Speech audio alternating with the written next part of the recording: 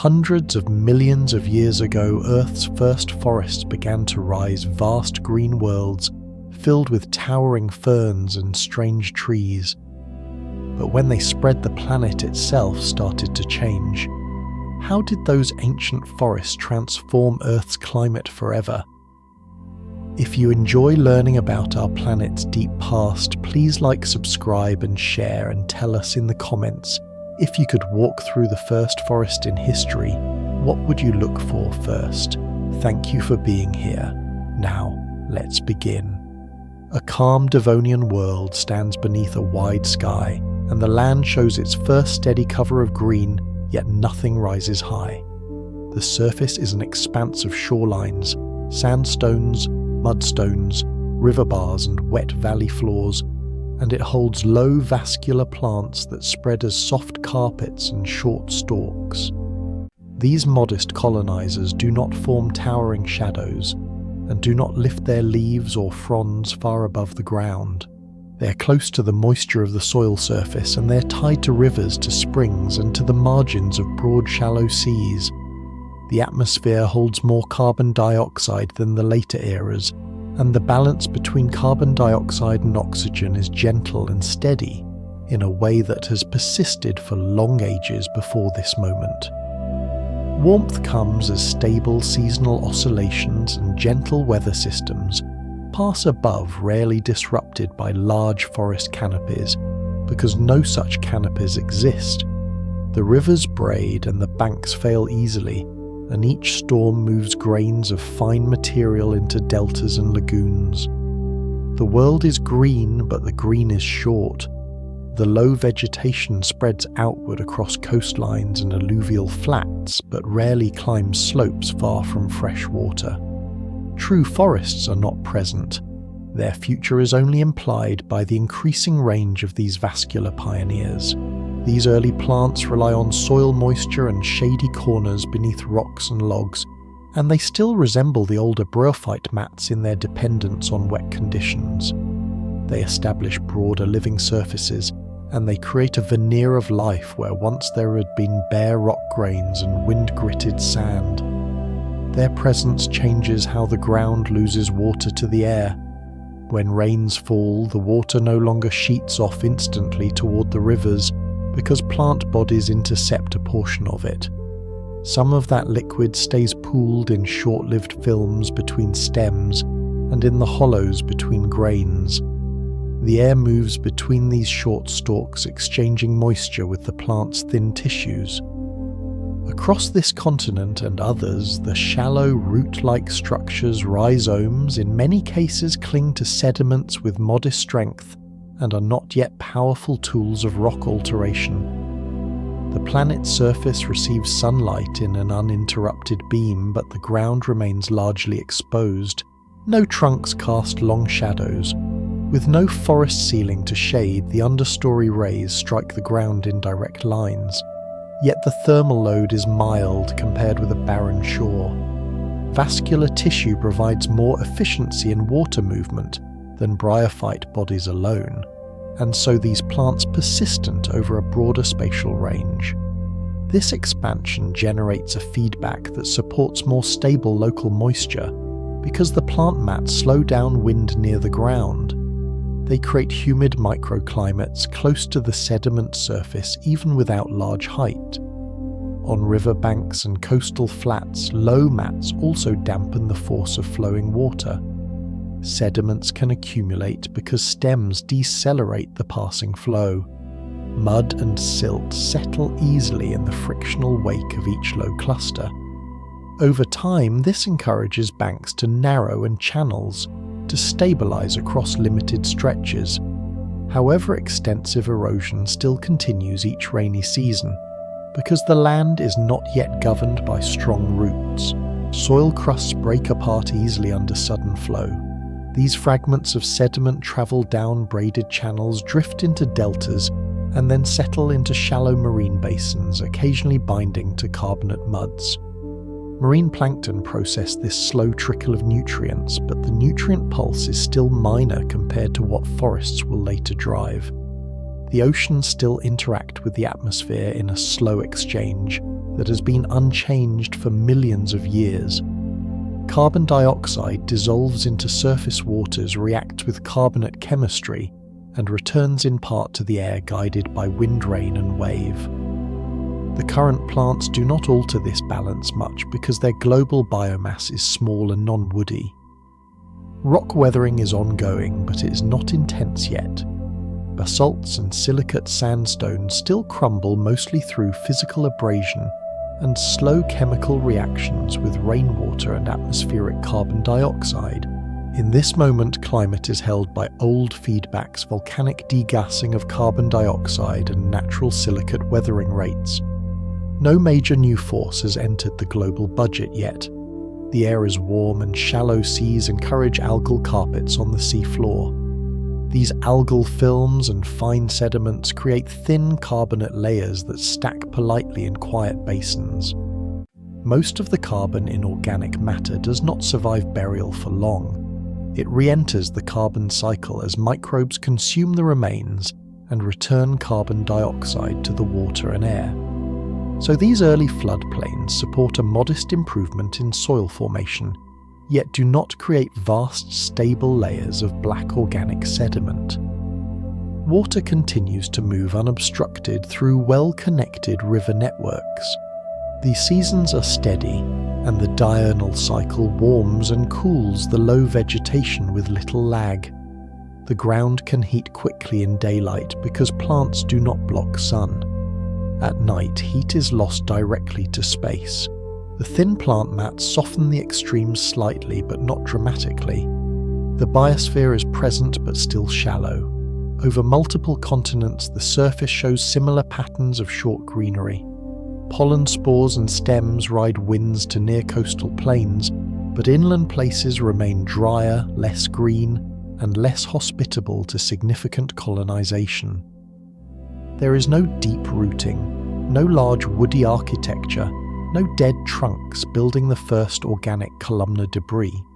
No tall canopy tier yet layers the air column from shaded interior to sunny sky. This transitional biosphere is governed by small-scale hydraulics and short nutrient cycles.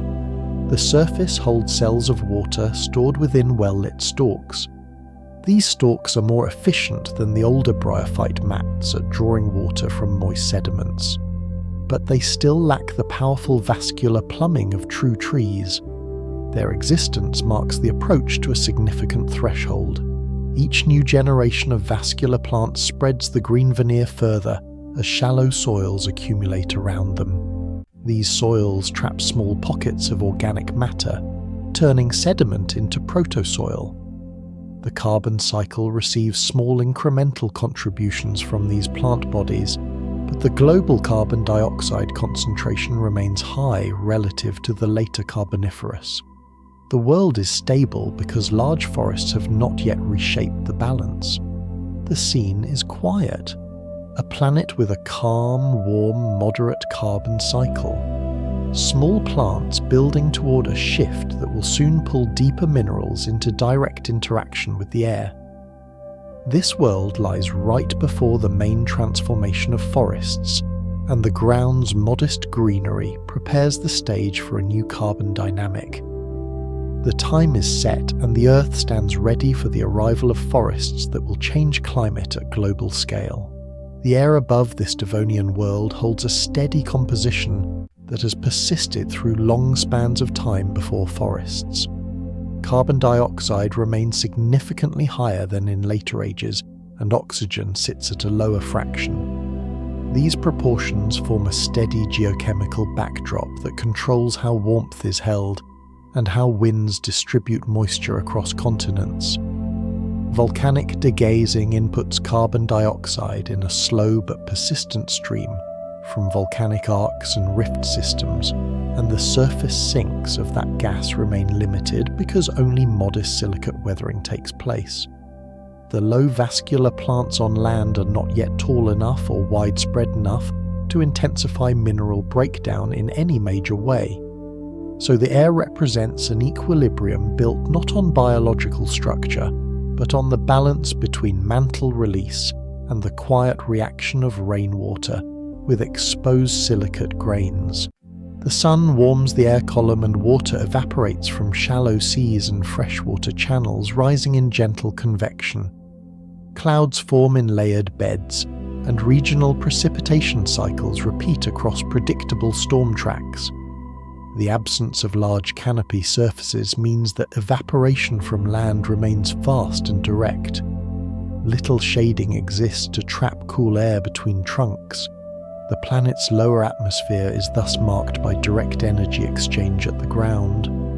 When the land surface heats at midday, the warmth travels upward efficiently. Without vast stands of trees, there is limited latent heat storage inside biomass. Heat budgets behave with shorter time lags than they will under future forests. In this setting, regional climates show modest humidity gradients from coast to interior plains. Inland areas are drier because nothing tall captures moisture or channels it downward into soil reservoirs. Sea breezes moderate coastal regions, but further inland the air warms more quickly by day and cools more sharply at night. Yet these differences do not drive major spirals of feedback, because there is no powerful plant-mediated evaporation system to amplify or dampen warming pulses. The air composition acts as a quiet regulator of planetary temperature, and carbon dioxide keeps the baseline warm enough to maintain vigorous hydrologic cycling even when land biota remains small and low. Carbon dioxide dissolves into raindrops as carbonic acid, and those drops fall upon bare sandstones and mudstones. Weathering consumes a portion of this atmospheric carbon dioxide, but the efficiency is low. Low vascular plants assist in creating humid surfaces, but do not extend roots deep into fractured bedrock. So most carbon dioxide exchange occurs only at shallow surfaces. Marine carbonate precipitation in shallow warm seas also sequesters part of the carbon, but water column stratification remains modest, and much of the organic matter generated in marine settings is recycled quickly into the water column and back to the atmosphere. In this time period, the Earth sustains a broad atmospheric carbon store that holds heat and drives robust evaporation, yet the cycles remain simple and direct. The atmosphere carries aerosol particles from weathered rock and volcanic ash, and these particles nucleate cloud droplets. Clouds reflect a portion of sunlight back to space. But because vegetated shading is weak, the land heats rapidly each morning, and convective lifts begin quickly. Winds sweep across these continents without needing to navigate the turbulence of tall vegetation. In a forested world, branches and leaves would slow, winds redirect air streams, trap aerosols, and create layered microclimates. But here, the near-surface flow remains smooth and laminar over most surfaces. Aerodynamic roughness is low. As a result, the surface layer of the atmosphere couples strongly with the ground's temperature and moisture signals. A temperature rise at the ground rapidly translates into an increase in the boundary layer heat content. The air mass interacts with shallow soils in a simple feedback. Warm air dries the surface, plants transpire modestly, and moisture returns to the air. But because leaf area is extremely limited, transpiration fluxes remain small compared with later forested ages. The atmospheric carbon cycle remains strongly connected to lithospheric and oceanic chemistry. Carbon dioxide from volcanic emissions is matched over spans of millions of years by the slow sink provided by silicate weathering in river basins and continental margins. If a strong new sink or source appeared, the balance would tip. But the world at this stage has not yet introduced any major new flux. The air chemistry remains stable because few new processes have emerged. In this air, oxygen production from early land plants occurs, but it is not dramatic. The bulk of global oxygen remains a legacy of earlier marine photosynthetic organisms and marine carbonate cycles. So the atmosphere above the Devonian land surface remains in a comfortable state, where climate is neither rushing into instability nor dramatically shifting from year to year. The absence of complex multi-tier plant architecture means that surface air mixing remains uninhibited. Thunderstorms form, but their triggers are not strongly linked to deep transpiration feedbacks. Instead, they are tied to sea breeze convergence, diurnal heating, and frontal passages. Rain falls on open surfaces, runs off quickly, and returns to rivers. This rapid return of water keeps the soil thin and prevents major organic accumulation on land. The air has little opportunity to draw down massive amounts of carbon dioxide during storms. The chemical interaction between rainwater and fresh mineral surfaces is limited to short episodes of contact. Because roots are shallow, few deep fractures receive new water pathways, so silicate weathering rates remain low and climate remains warm. Through this balanced regime, atmospheric circulation patterns maintain steady zonal flows. Subtropical highs and mid-latitude storm belts exist as stable features. The general circulation is not perturbed by some massive latent heat fluxes from tree canopies. Instead, land and sea maintain seasonal differences that create predictable annual cycles. The atmosphere in this era stands at a poised point, before a dramatic redirection of carbon paths. The air above remains warm, holds substantial carbon dioxide, and carries sufficient water vapor to sustain rains. But the global temperature, moisture transport, and chemical cycles have not yet encountered the deep leverage that forests will bring. When deeper and stronger roots begin to unlock minerals more intensively, this entire steady equilibrium will face a shift that will steadily and quietly draw down atmospheric carbon dioxide. This pre-forest sky is the baseline state against which the onset of forests will contrast. It is steady and calm because nothing yet forces large-scale carbon removal. The processes remain gentle, shallow, and slow, yet the potential for change exists in every raindrop, as it carries a hint of the reaction that will later intensify. This atmosphere is thus a calm starting point for the great experiment that forests will perform, gradually making the air more oxygen-rich and less carbon-rich, while the climate cools under this new biological force. The moment remains quiet, but the foundation for a major transformation already exists in the carbonated rain that falls on low plants clinging to stone. The oceans spread wide around these continents, and in this Devonian time before forests they act as a powerful but steady buffer that holds and releases carbon to the air without dramatic influence from land plants. Their surfaces warm in daylight and cool each night, and this daily rhythm drives slow exchanges between atmosphere and sea. When carbon dioxide dissolves into surface water, it reacts with carbonate ions and forms dissolved inorganic carbon that can move into the deeper water column through mixing. But mixing is not intense because global circulation is not yet heavily disrupted by strong latitudinal temperature contrasts. Warm surface layers remain in broad sheets across tropical belts, and the cold currents near polar regions do not yet stir the deeper ocean as vigorously as they will when continental configurations shift in later epochs. In shallow marine settings, the seas hold algal mats and microbial communities that generate oxygen during daylight hours. They also produce organic matter that can sink with suspended sediment. That organic matter is consumed by microbes during decay, which returns carbon dioxide back to the water. Much of this carbon dioxide then re-equilibrates with the atmosphere, keeping the global carbon balance stable. Without large forests on land, the oceans receive only modest nutrient loads from rivers.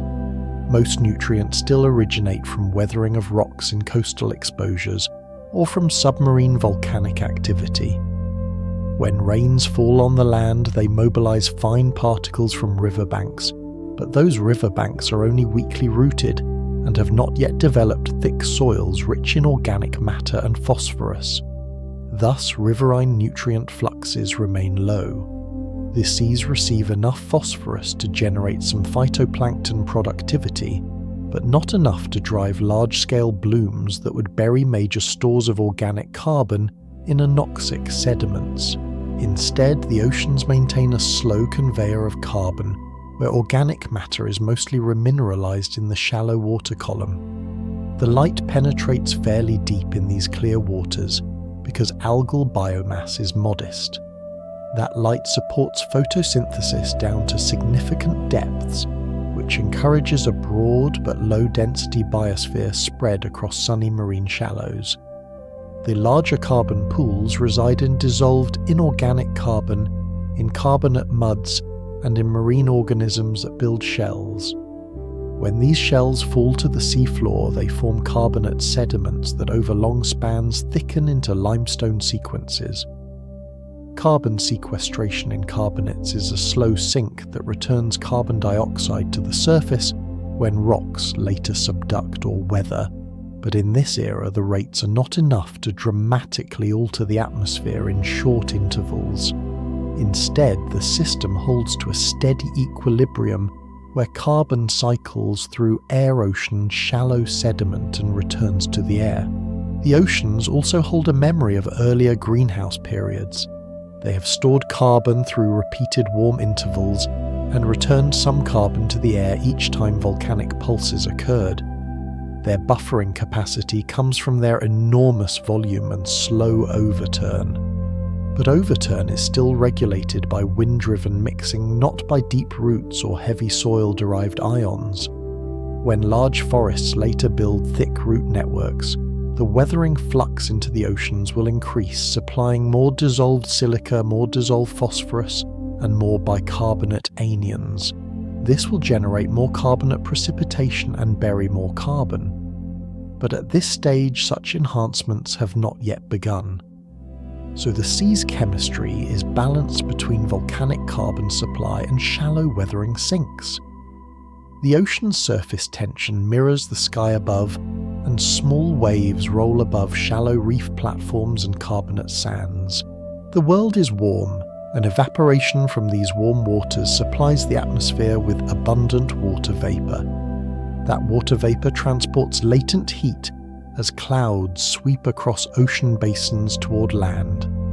The hydrologic cycle thus couples ocean evaporation to land rainfall, and then returns water to the sea. In this pre-forest land environment, rainfall enters soil surfaces briefly before running into channels.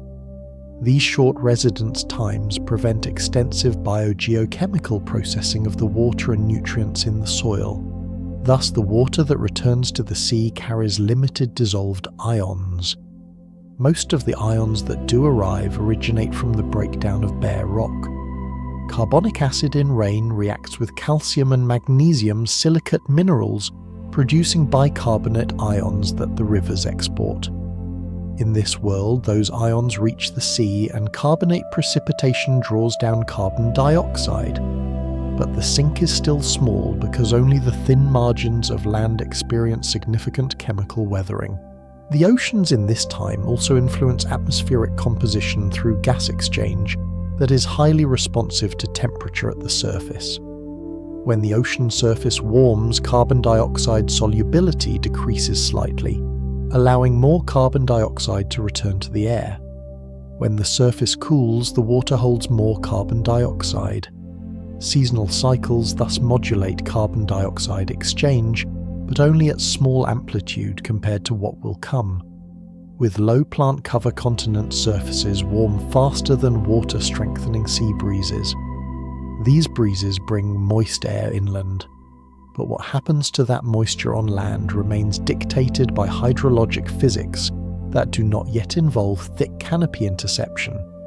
This means that soil does not become a major carbon store.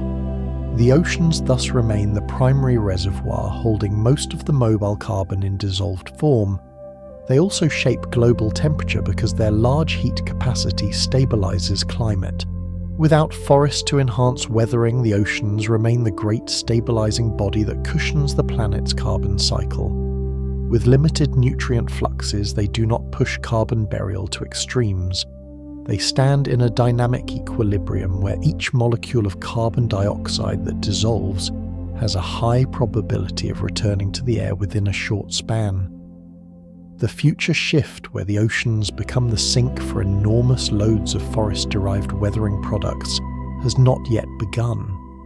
So the oceans in this pre-forest world are gentle actors in the climate system. They are warm, they are stable, and they are not yet fed by massive soil systems that will transform their nutrient chemistry.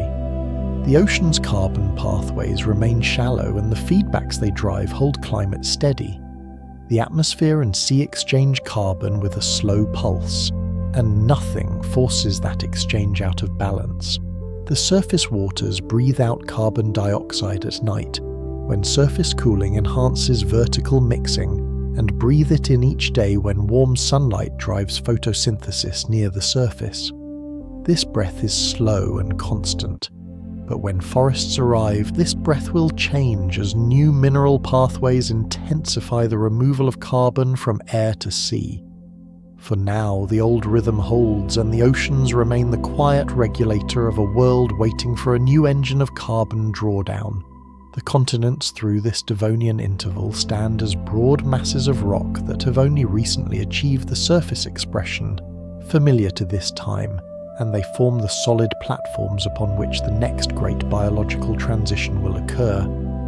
These continents are not arranged exactly as they will be in later eras, but they are substantial pieces of crust with large coastal plains, long river networks, and wide, shallow basins. The land shows belts of mountain building in some regions where tectonic collisions have thickened crust and raised topography. Elsewhere, there are smooth lowlands where rivers meander across floodplains and deposit fine sediment in calm arcs that mark the channels which will later host thicker soil profiles. The land is a mosaic of bare hard grounds, sandy flats, and clay-rich deltas, and in many places low vegetation spreads across the margins of rivers and lakes. Yet vast areas remain lightly vegetated or barren. Much of the interior of the continents has not yet developed deep soils because the biological machinery of soil formation has only recently begun. These interior surfaces often show thin crusts of fine sediment overlying older bedrock, and those crusts are fragile. In storms, they break apart and their grains are carried to lower elevations. In this setting, the continents serve as a starting point for a major carbon shift, but they have not yet seen significant chemical or physical changes driven by root systems. The broad distribution of land masses affects global climate by controlling wind tracks and ocean circulation patterns, and by influencing how monsoon systems form. These land areas absorb heat during warm seasons and release it during cool seasons, creating thermal contrasts with the oceans. Yet because vegetation is low, the land surface heat flux remains tied to direct sunlight rather than canopy-mediated microclimates. The continents also help establish patterns of rainfall because their topography directs moisture inland. In some continental interiors, air masses lose moisture quickly because there are no forests to regulate evaporation and transpiration. In those regions, aridity prevails and organic accumulation remains limited. The geology of these continents is dominated by silicate rocks that contain minerals such as feldspar, pyroxene, and amphibole, which can react with carbonic acid in rainwater. But without deep root systems, these reactions proceed at a low rate because water does not travel far into fractured zones. The continents thus hold enormous potential carbon sinks in the mineral structure of their bedrock, but that potential has not yet been accessed. Rivers cut through these bedrock surfaces and carry dissolved ions to the sea, but the flux is small. The land also holds widespread shallow basins that trap fine sediment and clay, forming lacustrine deposits. These basins sometimes host algal mats, and those mats generate oxygen, but the carbon stored in these sediments is limited because organic matter is quickly oxidized when lake levels fall or when floodwaters disturb the mud. The continents maintain a moderate topographic range with mountain belts forming ridges that supply streams of sediment to lowland environments. In highland regions, frost wedging and thermal expansion break rock into gravel and sand. Those fragments fall into slopes and wash down into alluvial fans. Without forest to stabilize slopes, erosion proceeds directly under the force of rain and snowmelt. This direct erosion further limits soil formation because sediment is constantly moved, so little can remain in place, long enough for thick organic horizons to accumulate. The continents lack the stabilizing function of trees, which later will reduce slope failure store water in deeper root networks and supply steady organic matter to soil surfaces.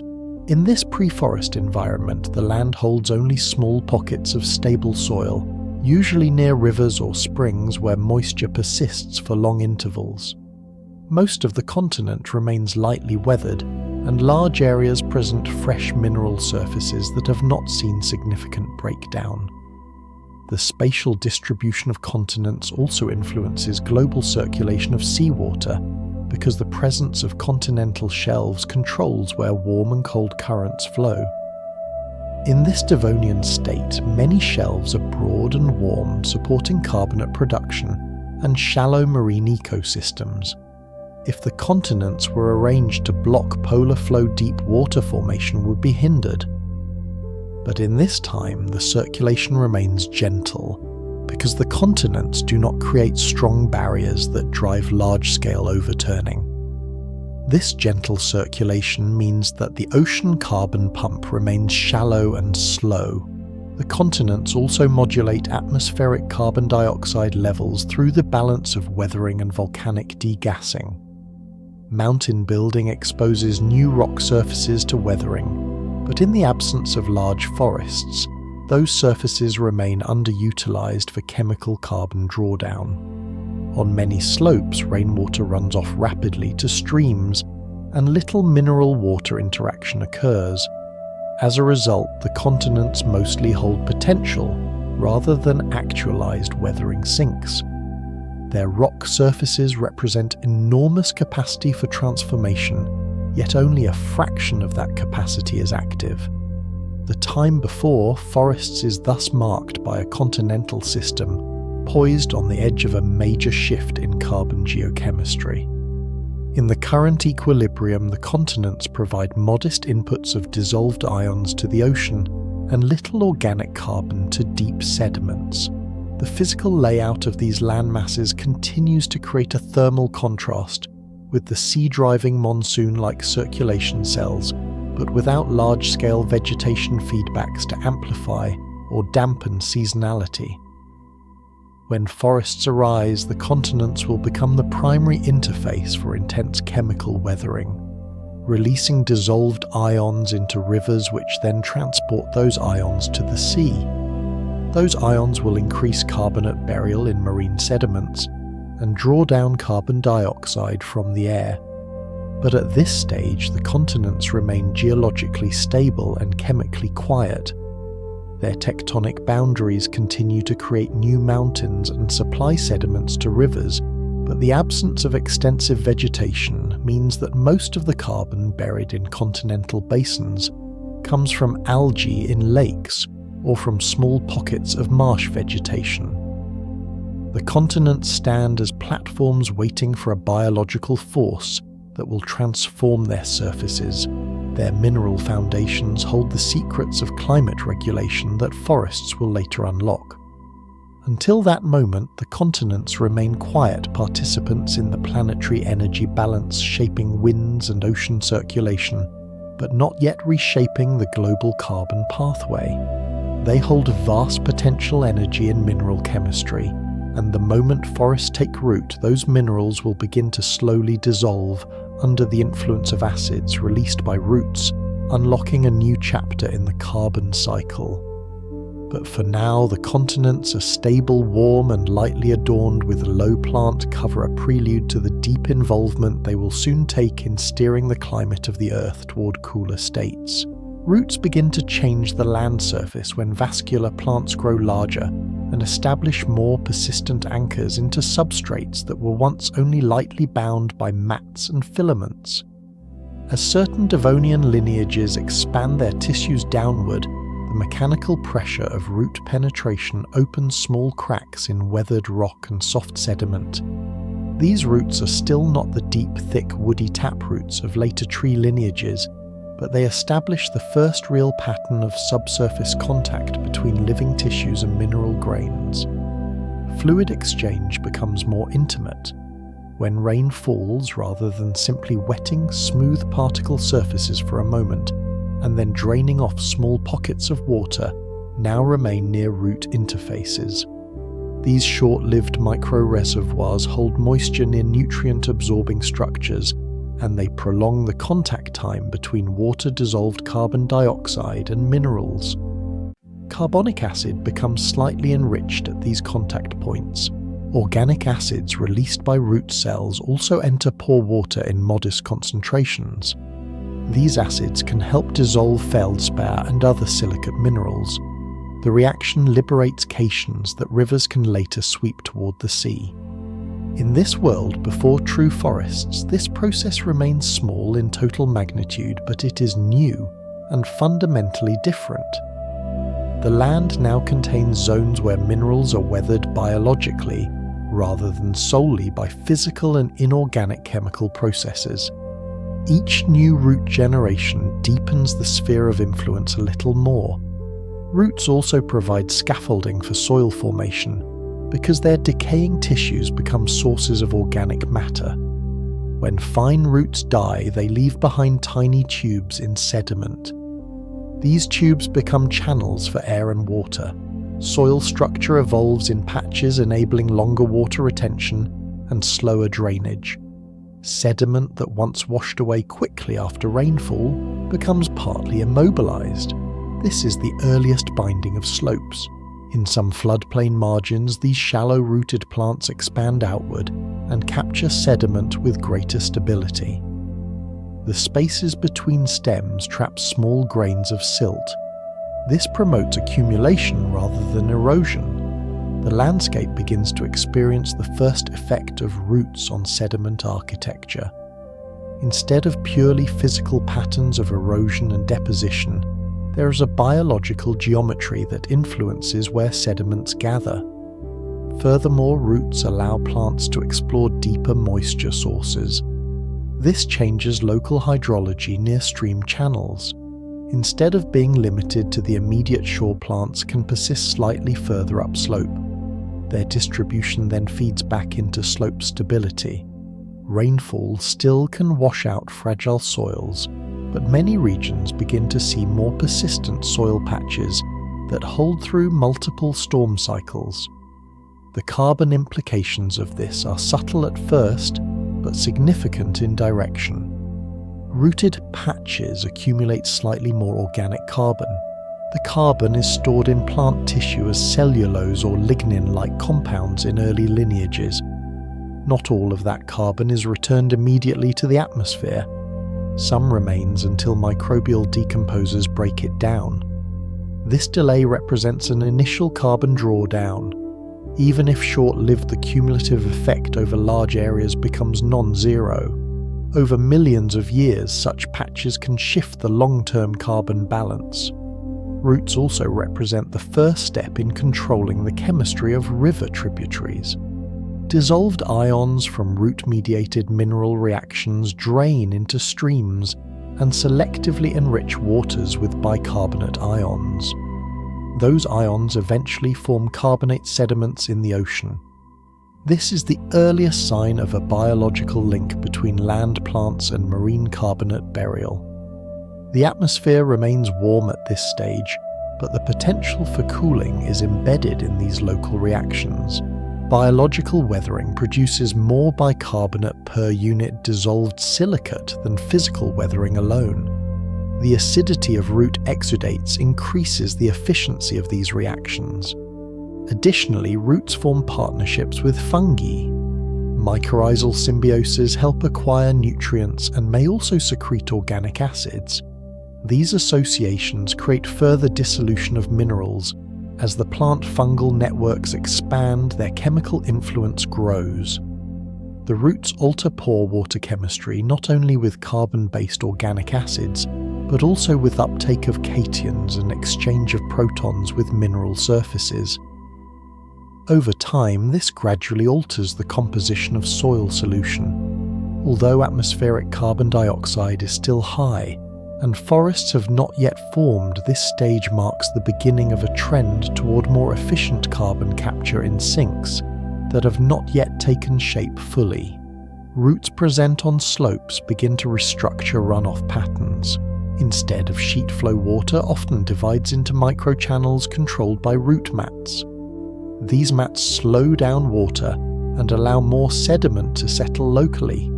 In some settings, this can produce thicker soil zones, where multiple growth cycles stack small increments of organic matter.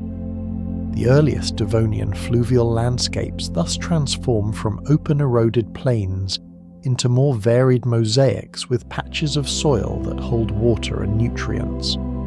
The stability of these patches increases with each generation of plants. They become reservoirs of carbon storage not solely in plant bodies but in soil organic matter.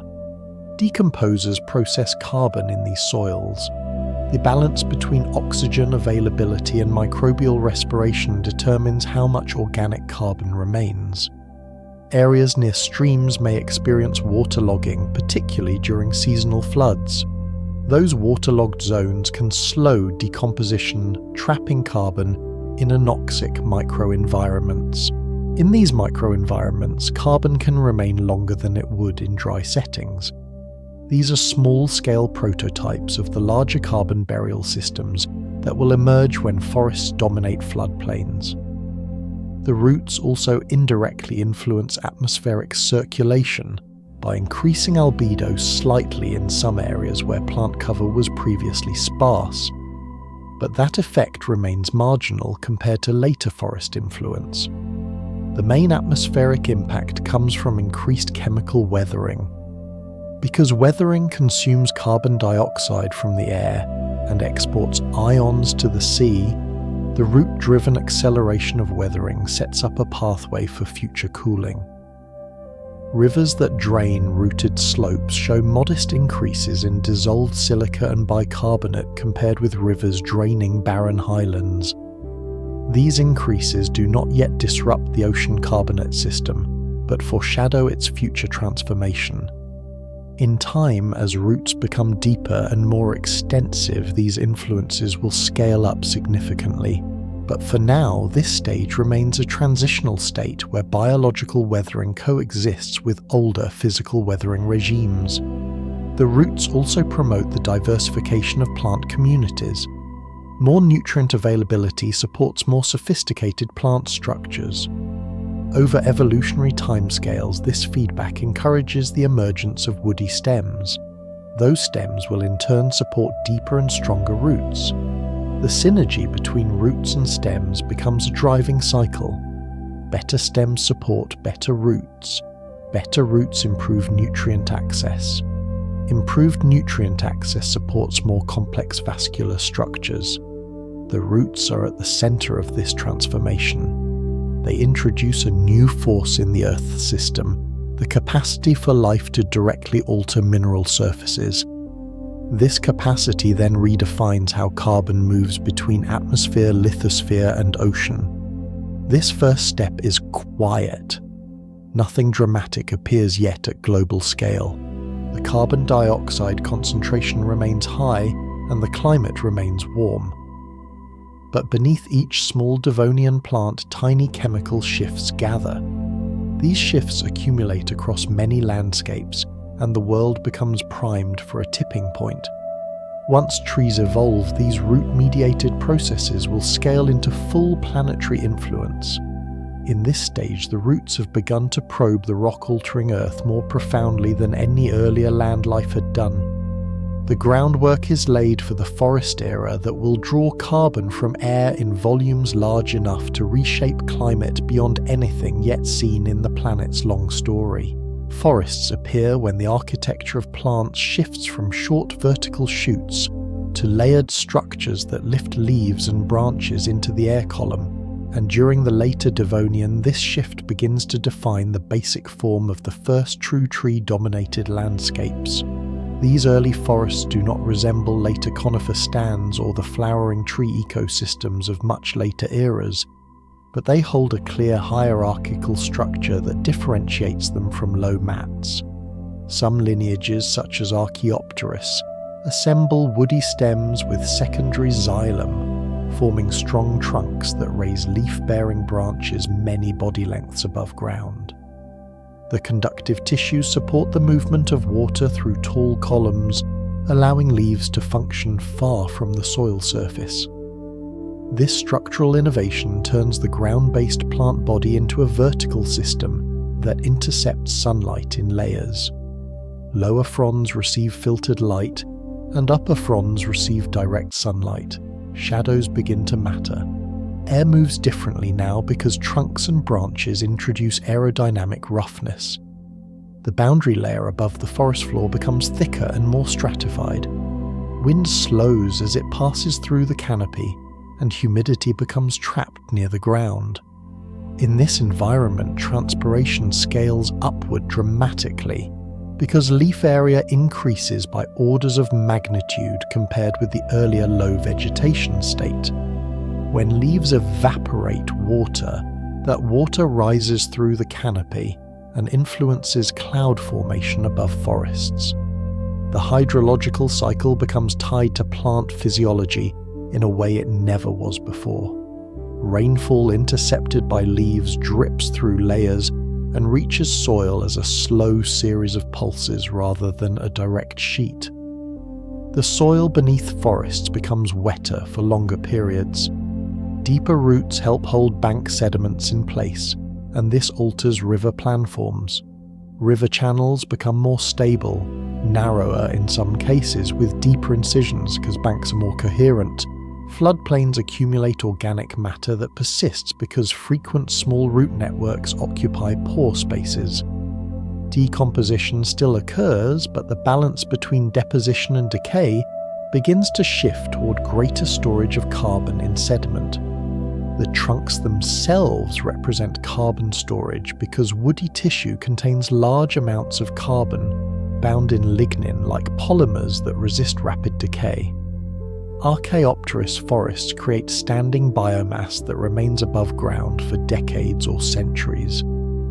This mass of carbon in living wood becomes a buffer that stores carbon that would otherwise circulate quickly through the atmosphere-ocean system. When trees fall, their trunks lie on the forest floor. Decomposition releases some carbon back to air, but some of it becomes part of soil organic horizons, especially in seasonally anoxic areas. True forest biomass also increases nutrient cycling efficiency. Mycorrhizal networks connect root tips across large distances and exchange phosphorus and nitrogen in complex biochemical interactions. These networks release organic acids and accelerate weathering of silicate bedrock. Weathering liberates cations and increases bicarbonate ion fluxes to rivers. When rivers reach the sea, these dissolved ions support carbonate precipitation and long-term burial of carbon. Forests thus bind carbon in wood and accelerate its burial in marine sediments. The combination of above-ground biomass accumulation and enhanced chemical weathering introduces powerful negative feedbacks on atmospheric carbon dioxide concentration. The forests also alter the energy balance at the land surface. With large canopies shading the ground, the thermal contrast between day and night decreases in forested regions. Canopy shading limits ground level heating by day. At night, the canopy limits radiative cooling by trapping long-wave radiation within the lower atmosphere. This buffered temperature regime supports a feedback loop that slows some decomposition processes while maintaining abundant moisture in the soil. The microclimate within forests becomes a distinct environment compared with open landscapes. This microclimate supports fungi and detritivores that recycle nutrients from fallen leaves and wood. Nutrient turnover supports continued growth, which in turn maintains the forest. Meanwhile, outside the forested zones, landscapes still hold limited vegetation and do not experience the same feedbacks. This creates sharper gradients between forest interiors and open plains. In these gradients, roots reach into slope materials and bind the land in ways that reduce erosion. Sediment that once washed directly into channels now often remains in soils. Even when erosion occurs, it proceeds more slowly because root fabric reinforces sediments. When forests occupy headwaters, the reduced sediment export lowers turbidity in streams, which can influence aquatic ecosystems in floodplain environments. Forest canopies also modify rainfall patterns at regional scales. Because transpiration increases water vapor flux into the atmosphere, cumulative evapotranspiration over large areas can increase local humidity and encourage convective rainfall. This can strengthen seasonal monsoon systems and redistribute precipitation on continental scales.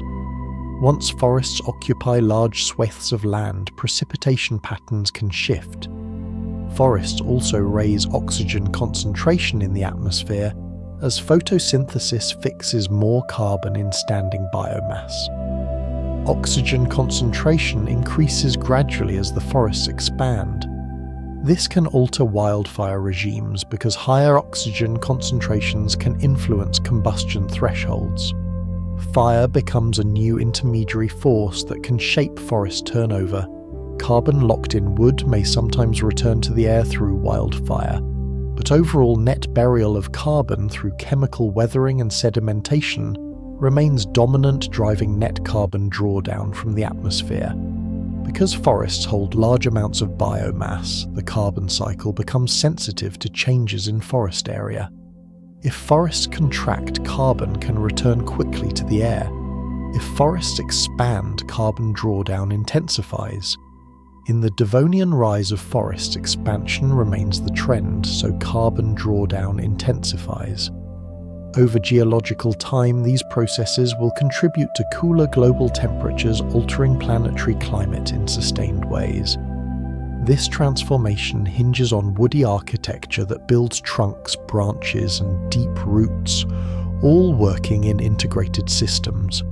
The forests alter the water cycle energy balance, weathering rate, sediment dynamics, and carbon burial.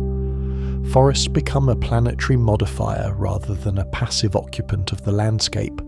They change the rules of climate by inserting biological control into carbon chemistry. Unlike low vegetation forests reach into the air column as towering structures that integrate climate feedbacks vertically.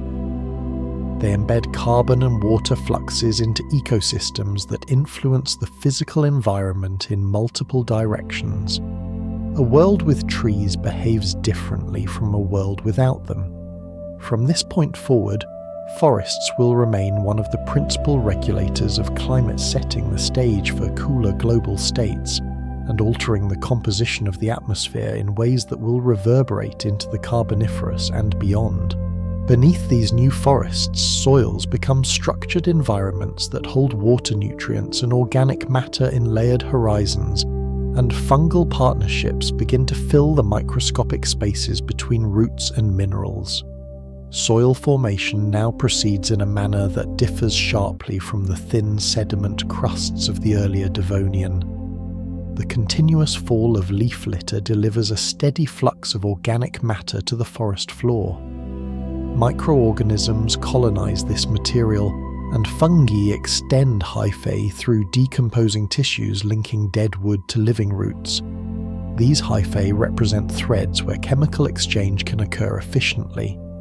They transfer nutrients such as phosphorus to trees and receive carbon compounds in return. The soil matrix becomes a mosaic of mineral grains surrounded by films of organic molecules, and this composition allows water to cling to sediment surfaces for extended periods. When rain filters down through the canopy, it travels along roots and fungal filaments.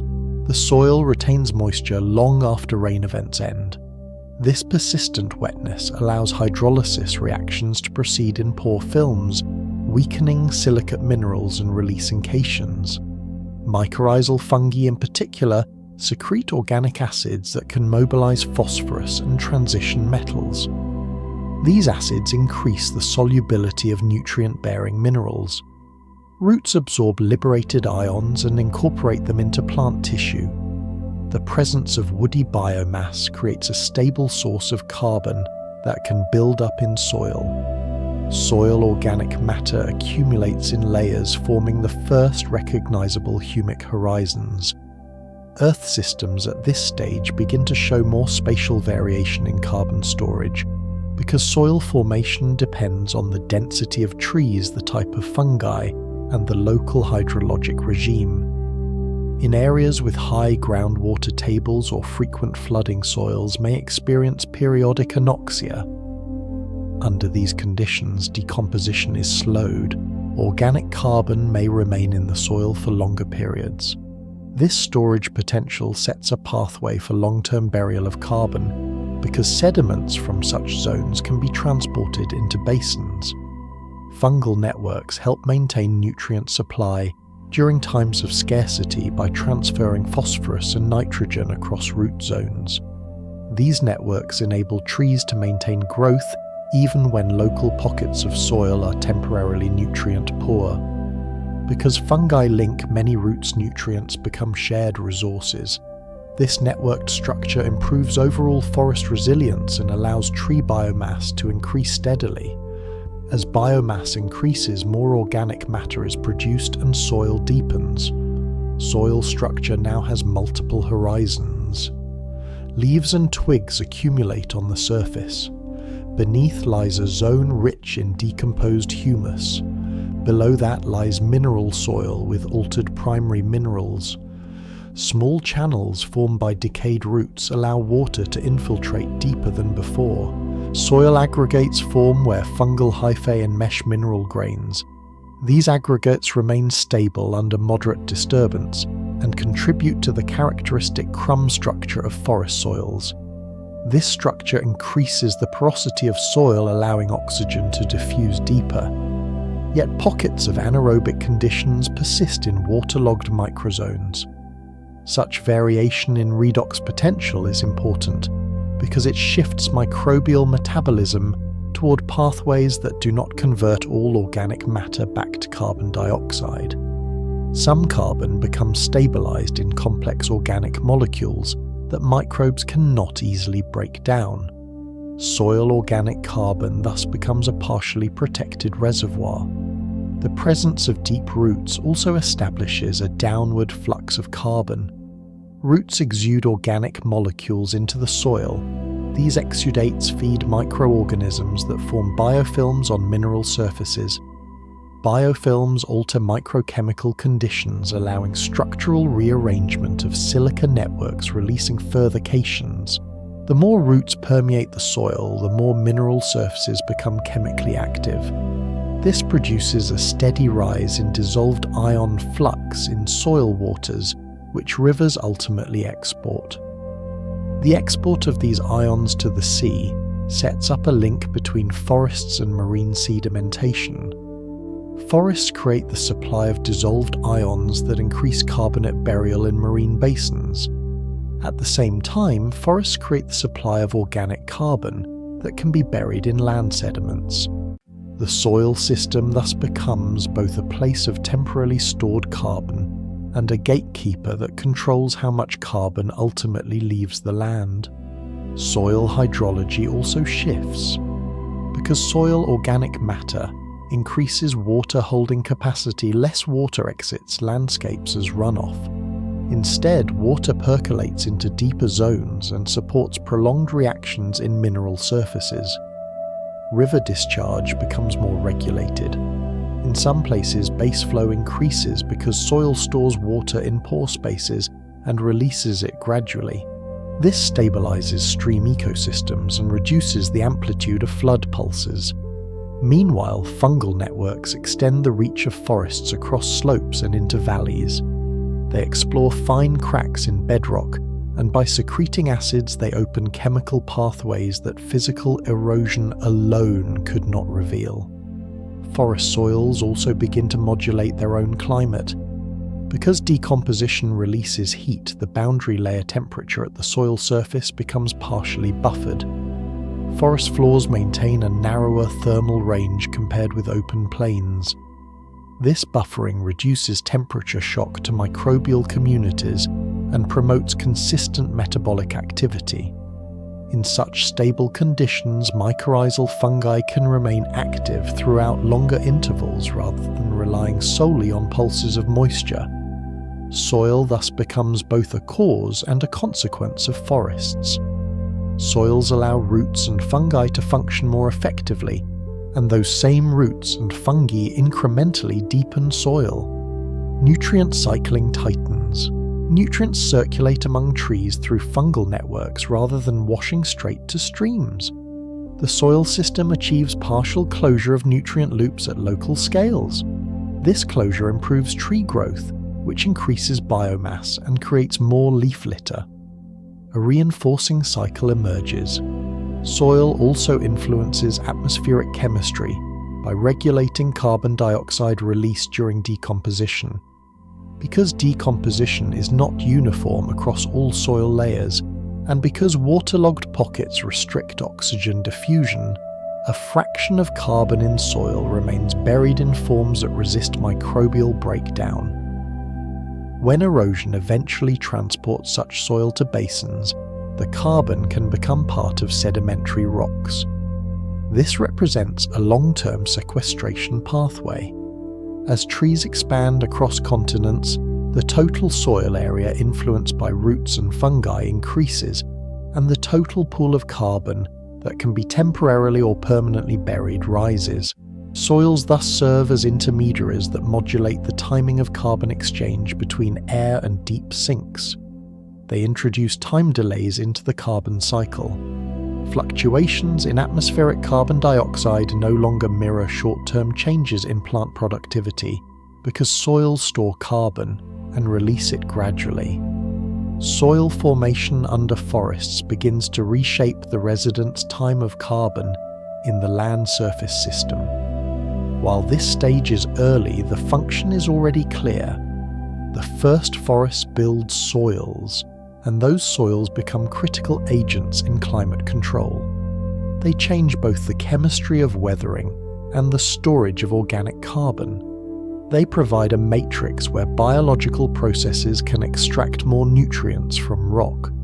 They anchor slopes, regulate runoff, and create hospitable microclimates.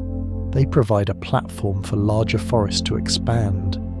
In all of these ways, the formation of soil under the first forests becomes a decisive turning point in how the planet will manage carbon. Soil is no longer an incidental deposit created by weathering. It becomes a dynamic biogeochemical reactor. With this shift in function, the stage is set for the next transformation. Rivers and watersheds begin to respond to forests and their soils. Rivers in this forested world now feel the stabilizing influence of roots binding their banks, and the hydrology of entire watersheds begins to shift from flashy sediment-rich flows toward more regulated discharge patterns, where water moves through porous soils rather than sliding immediately across bare ground. Channels that once wandered freely across wide floodplains now become more persistent in course because roots hold the banks in place. Meanders tighten. The depth of channels increases in some areas because the banks resist collapse. Sediment loads change in character. Instead of coarse pulses of gravel and sand sweeping into rivers after each storm, finer silts and clays drift from upland soils that remain partially protected under tree cover. These fine sediments settle in the quiet waters of oxbow lakes and inner meander bends, In floodplain settings, roots help maintain levees. Tree trunks obstruct flood flows and trap floating organic debris. In these quiet depositional spaces, amphibious soils accumulate rich inorganic matter. The hydrologic residence time of water increases because soil pores retain water and release it gradually. A stream flowing from forested uplands now exhibits less extreme seasonality. During dry periods, groundwater seeps into channel beds. Baseflow becomes a larger fraction of annual discharge, providing stable habitats for aquatic organisms. These outcomes arise without any foresight or teleology. They arise because the physical interaction between root networks, soil and water reorganizes watershed geometry. The redistribution of sediment influences nutrient dynamics as well. Phosphorus bound to soil particles becomes retained in floodplain forests rather than lost to the sea. Organic nitrogen from leaf litter enters stream water mainly in dissolved organic form rather than in particulate pulses. Microbial communities colonize submerged wood biofilms, coat submerged stone, and these surfaces support nitrification and denitrification processes. Nutrients that once exited watersheds rapidly now linger in aquatic corridors where biological processing can occur. The carbon cycle also becomes tied to river networks more tightly than before. Organic carbon derived from leaves, fine roots, and woody debris enters rivers and is carried downstream. Some of that carbon is oxidized to carbon dioxide and released back to the air above streams, but another portion settles in slack water and becomes buried in floodplain sediments. This burial becomes more probable in regions where forests create stable floodplain architecture. Forests also alter the timing of peak flows. Heavy rainfall falling on a forest canopy first wets leaves. Water then drips to the forest floor in slow pulses. Some water evaporates back to the atmosphere before reaching soil. Some water travels down stems in small rivulets infiltrating near roots. This multi-phase intersection of rainfall with biomass spreads the arrival of water over hours rather than minutes. The streams respond to storms with more gradual rises. Lowland plains maintain lower extreme flows. River channels thus show narrower frequency distributions of discharge events. Forests can also influence regional precipitation patterns because large canopy transpiration fluxes add moisture to low-level air. Over long distances, the movement of this moisture can influence weather patterns, but the most immediate hydrologic influence remains within watersheds. In upland catchments where early trees cluster, the canopy begins to modify the diurnal cycle of humidity. Morning air near the canopy becomes saturated quickly. Fog can persist within valleys. Dewfall becomes more frequent, contributing to soil moisture recharge even without rainfall. As this occurs, rivers operate as integrators of both regional climate and local soil processes. Their chemistry begins to reflect the biological intensification of weathering. Concentrations of bicarbonate ions increase. Dissolved silica increases because primary minerals dissolve under the influence of fungal and root-mediated weathering. Calcium and magnesium ions also increase in streams draining forested areas. These ions travel to the sea where they eventually form marine carbonates. The balance of dissolved ions versus sedimentary particles shifts. Fine suspended matter is reduced relative to dissolved loads because roots stabilize soils. Thus rivers become more chemically oriented agents of carbon transport. The rivers also reshape coastal environments. When sediment transport decreases, delta progradation can slow. Estuarine water clarity increases in some settings. Coastal plankton communities respond to nutrient pulses that are now more chemically distinct. In some basins where organic matter accumulates in tidal marshes anchored by plant roots, thick peats begin to form. These intertidal ecosystems act as carbon reservoirs that trap fine sediment and plant debris. They become zones of slow burial of organic matter. On floodplains far inland, organic-rich soil also forms. These deposits can become buried under younger sediments during avulsion events, sealing organic layers from oxygen and turning them into long-lived carbon stores. Rivers thus become major distributors of both dissolved carbon and particulate carbon, and their role in climate becomes a conduit function. They link the geochemistry of land to the carbon burial capacity of oceans. Without roots, rivers moved coarse grains and washed organic debris rapidly out of landscapes. But with forests and soils, rivers slow down, stabilize, and act as controlled valves. They mediate the timing and composition of carbon fluxes. Under a forest canopy, the entire hydrologic budget of a watershed shifts. The water moves more vertically through soil profiles, less horizontally across bare surfaces. Hydrographs flatten. Erosion becomes localized rather than widespread. Bank collapse becomes sporadic rather than seasonal. These shifts accumulate into major planetary consequences because rivers act as Earth's supply lines to the sea. The delivery of bicarbonate now becomes a primary mechanism by which atmospheric carbon dioxide is drawn into marine sediments. Rivers thus enact the translation of carbon from volatile atmospheric form to non-volatile carbonate form. The shift in hydrologic processes is not merely a local adjustment of slopes. It is a redefinition of how liquid water interacts with lithosphere and biosphere. Through river systems, the influence of forests spreads to the ocean. Watersheds are landscapes of flow, and when forests stabilize them, the flow takes on new meaning. Every small tributary becomes part of a global machine that converts tree-driven weathering into carbon burial. Rivers can be thought of as the dynamic boundary, where forest systems hand their biochemical influence to the marine realm. Once this integration becomes strong enough, global climate begins to descend toward new equilibrium states. As rivers continue to respond to forests, they become stable, modestly meandering conveyors of dissolved minerals. In this transitional time, their role expands from moving water to moving climate.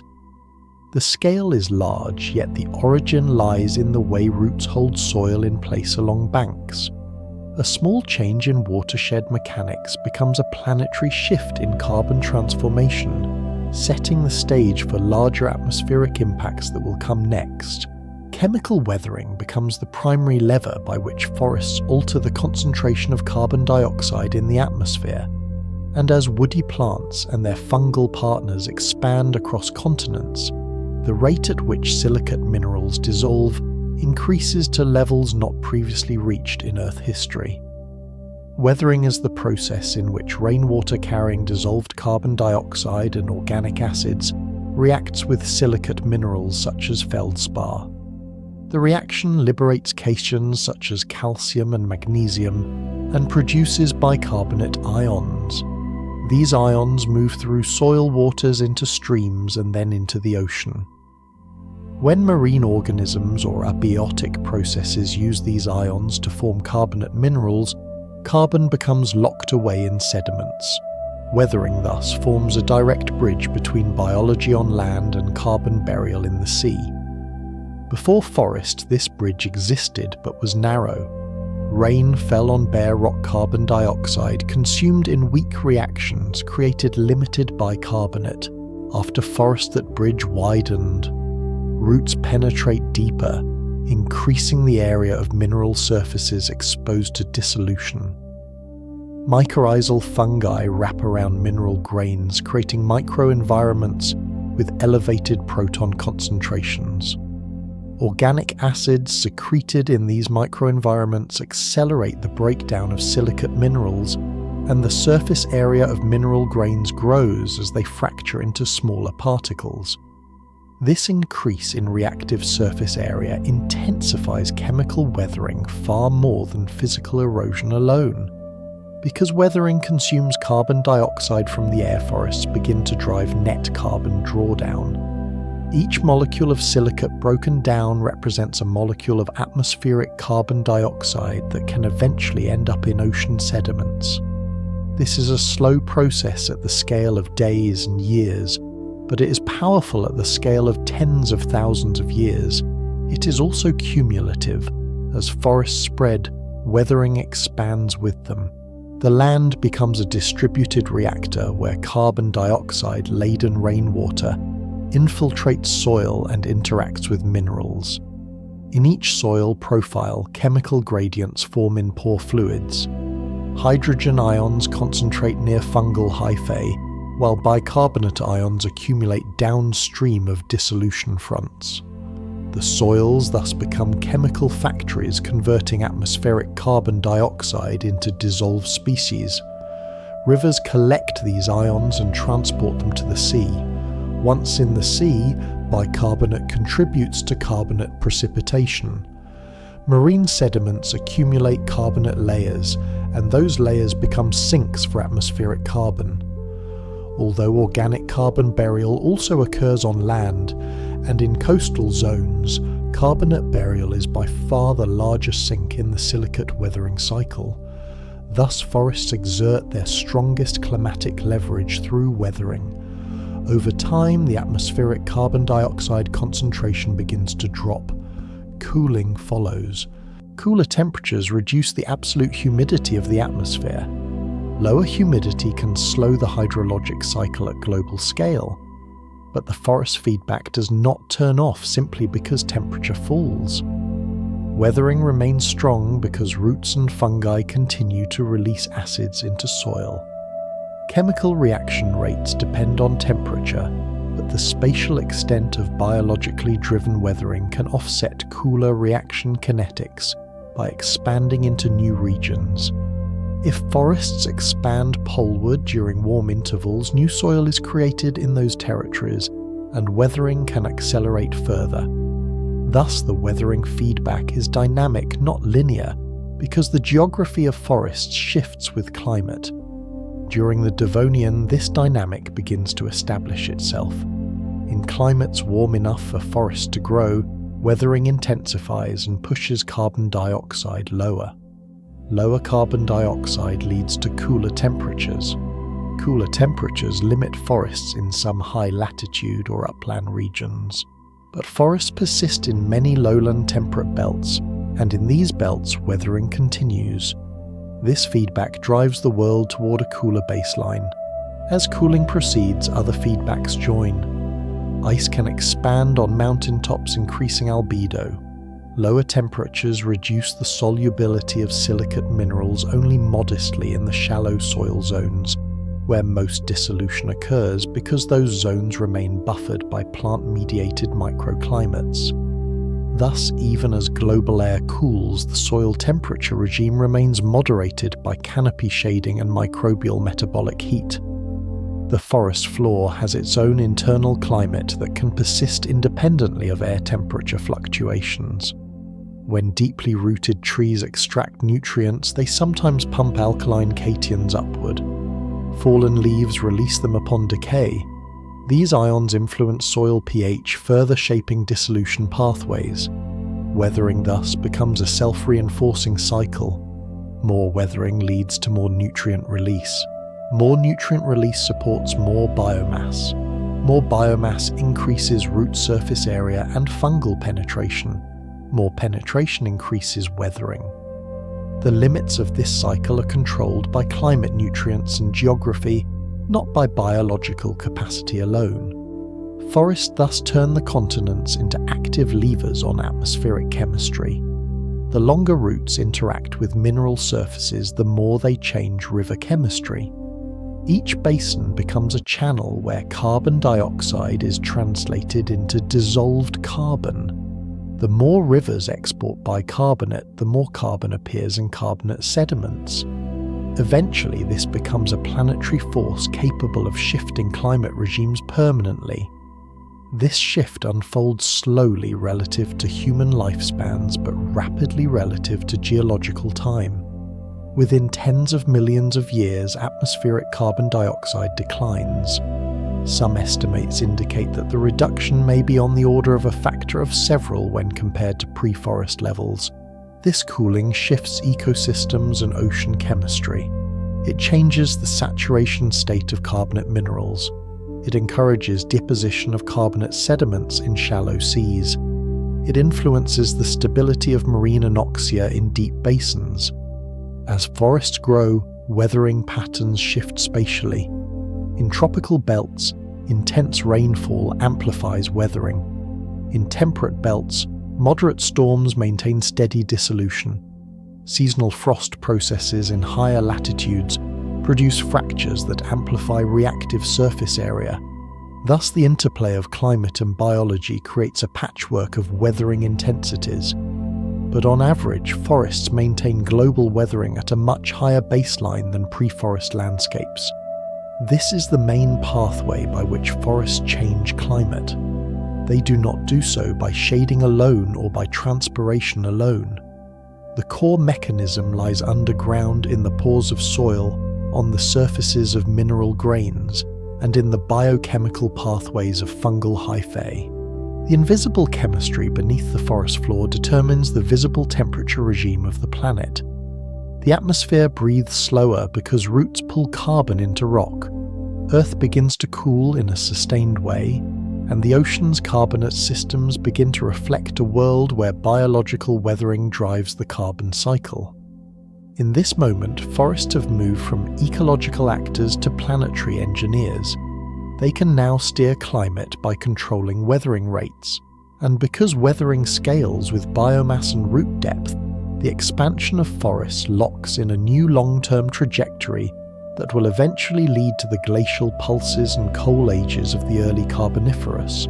As these bicarbonate-rich waters enter the ocean, nutrients accompany them, and the change in nutrient flux from forests begins to influence marine ecosystems that have long depended on slow trickles of dissolved ions. Before forests, phosphorus availability was often a limiting factor in marine productivity, because rivers delivered only small amounts of dissolved nutrients from thin, lightly weathered soils. But forest soils enriched with organic matter and driven by root-associated acids mobilize phosphorus more efficiently, especially from primary minerals and from weathering profiles that deepen under forests. The result is that rivers draining forested landscapes export greater quantities of dissolved phosphorus to the sea.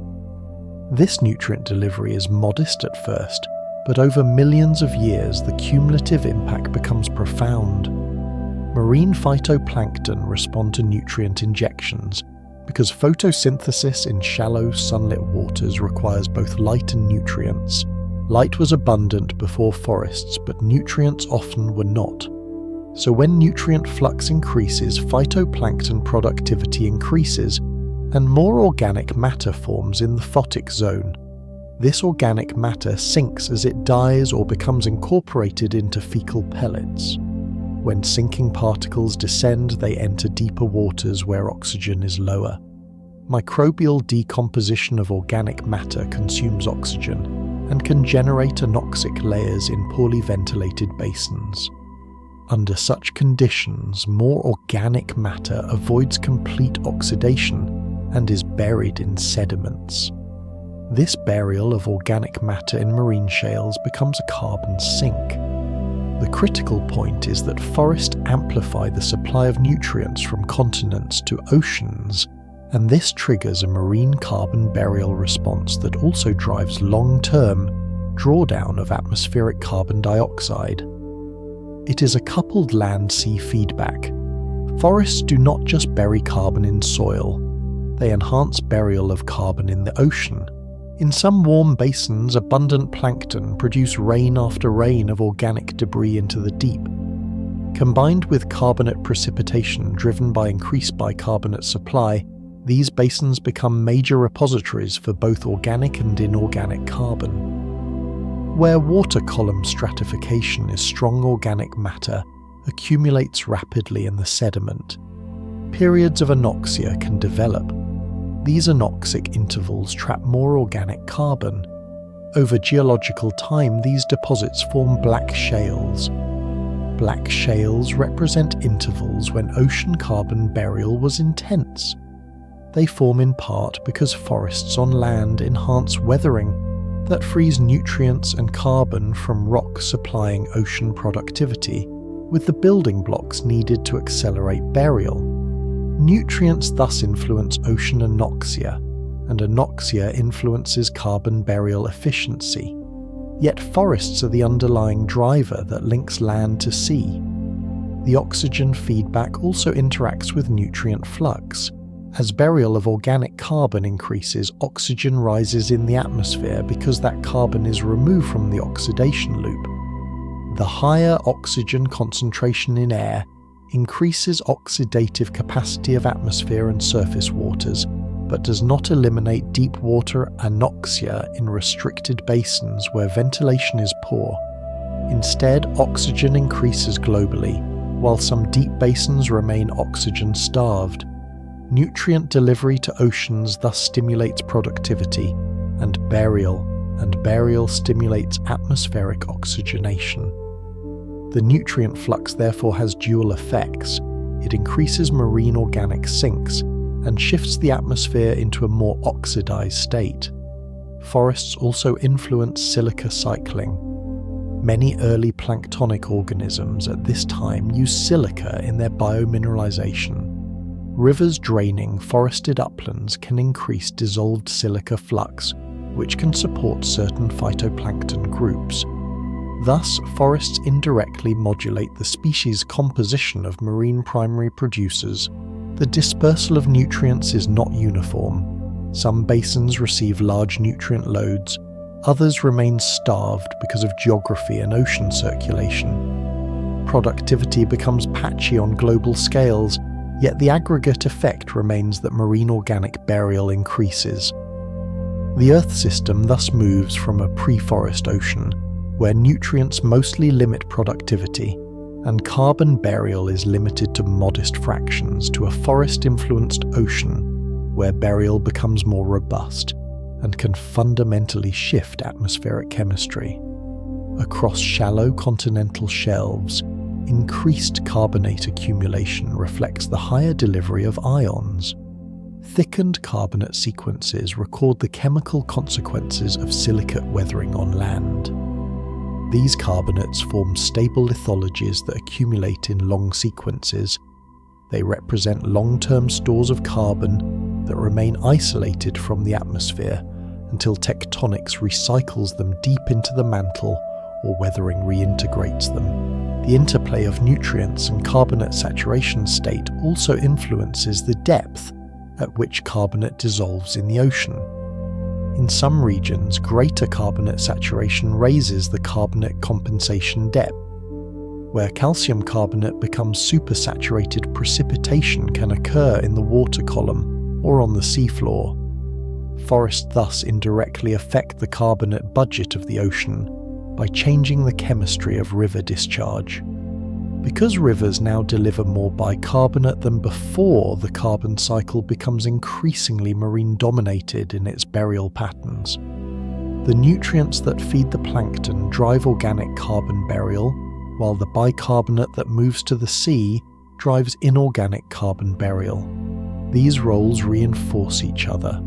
Nutrient flux and carbonate flux are linked by chemical weathering under forests. As forests expand, the magnitude of these fluxes increases. Atmospheric carbon dioxide declines, temperatures cool, and the chemical environment of the ocean reorganizes around the new carbon burial regime. In the late Devonian, the cumulative influence of forests on nutrient cycling can contribute to large-scale biogeochemical disruptions. Some evidence suggests that marine extinction events correlate with nutrient-driven anoxia in some basins. These disruptions are not caused by forests alone, but forests shift the baseline upon which other triggers operate.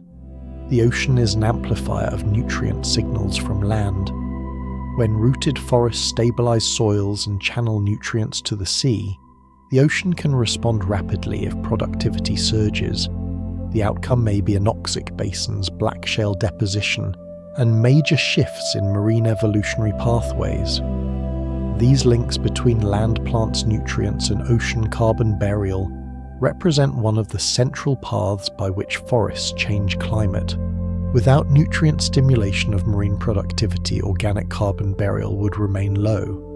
But because nutrients increase, the marine organic burial flux intensifies. Combined with carbonate burial, this drives down atmospheric carbon dioxide. The Earth's climate system thus becomes increasingly sensitive to what happens on land because the signal travels through rivers into the sea and then into sedimentary rocks. Nutrient flow from forests becomes part of the engine of long-term climate change. As more organic carbon is buried, atmospheric oxygen continues to rise. Ultimately, the rise of nutrients exported by rivers under forest influence transforms ocean chemistry, enhances carbon burial, and sets the stage for profound atmospheric changes that will play out in the sections to come. As more organic matter becomes buried, the concentration of oxygen in the atmosphere begins to rise, and the burial of organic carbon becomes the primary mechanism that prevents that reduced carbon from returning to the air as carbon dioxide. Oxygen accumulates not because forests directly produce it as an isolated function, but because forests allow carbon to exit the short-term cycle. When carbon in wood leaves soil and black shales remains locked away, the oxidizing power of the atmosphere increases. This rise in oxygen unfolds gradually because the sedimentary burial of carbon is not instantaneous, and because not all organic matter escapes decomposition. But over spans of millions of years, the cumulative burial of even a few % of global primary production becomes significant. Atmospheric oxygen rises to fractions far above the pre-forest state. This shift changes how combustion can occur because wood and plant matter in oxygen, enriched atmospheres, can ignite more easily if ignition sources exist. But the Earth does not respond to this oxygen rise with uniform fire. Fire requires dry matter, oxygen, and ignition. In some early forest belts, seasonal droughts may create fire-prone conditions, while other belts remain humid year-round. Fires thus become episodically important. They can oxidize woody debris and return carbon dioxide to the air. But the net balance remains dominated by burial because chemical weathering continues to accelerate. As atmospheric oxygen rises, chemical weathering also becomes more efficient in certain oxidation reactions. Some minerals weather faster under higher oxygen concentrations, altering the supply of dissolved ions to rivers. This further links oxygen rise to weathering intensity. Rivers thus carry signatures of both carbon burial and oxygenation. In soils, increased oxygen availability supports more intense aerobic microbial activity in certain horizons. This can accelerate decomposition of labile organic matter, but refractory organic compounds, lignin-like molecules and charcoal produced by fires can resist decay. Their persistence in soil layers enhances longer-term carbon storage. Over time, these partly burned forms of carbon become stable constituents of soil organic matter. They remain locked away until erosion transports them to basins where they may be buried in anoxic sediments. Thus, the rise of oxygen can create a paradox in which some organic matter decomposes more completely, while other fractions become more resistant to decomposition. The net effect remains increased burial. The global oxygen increase also interacts with ocean chemistry. Oxygen penetrates further into shallow marine settings, increasing the potential for certain aerobic metabolisms in coastal and shelf ecosystems. Yet deeper water masses in stratified basins remain anoxic, especially when river nutrients stimulate high productivity. Thus, oxygen stratification intensifies global redox gradients. The upper ocean holds higher oxygen concentrations than before, while deeper layers remain oxygen poor.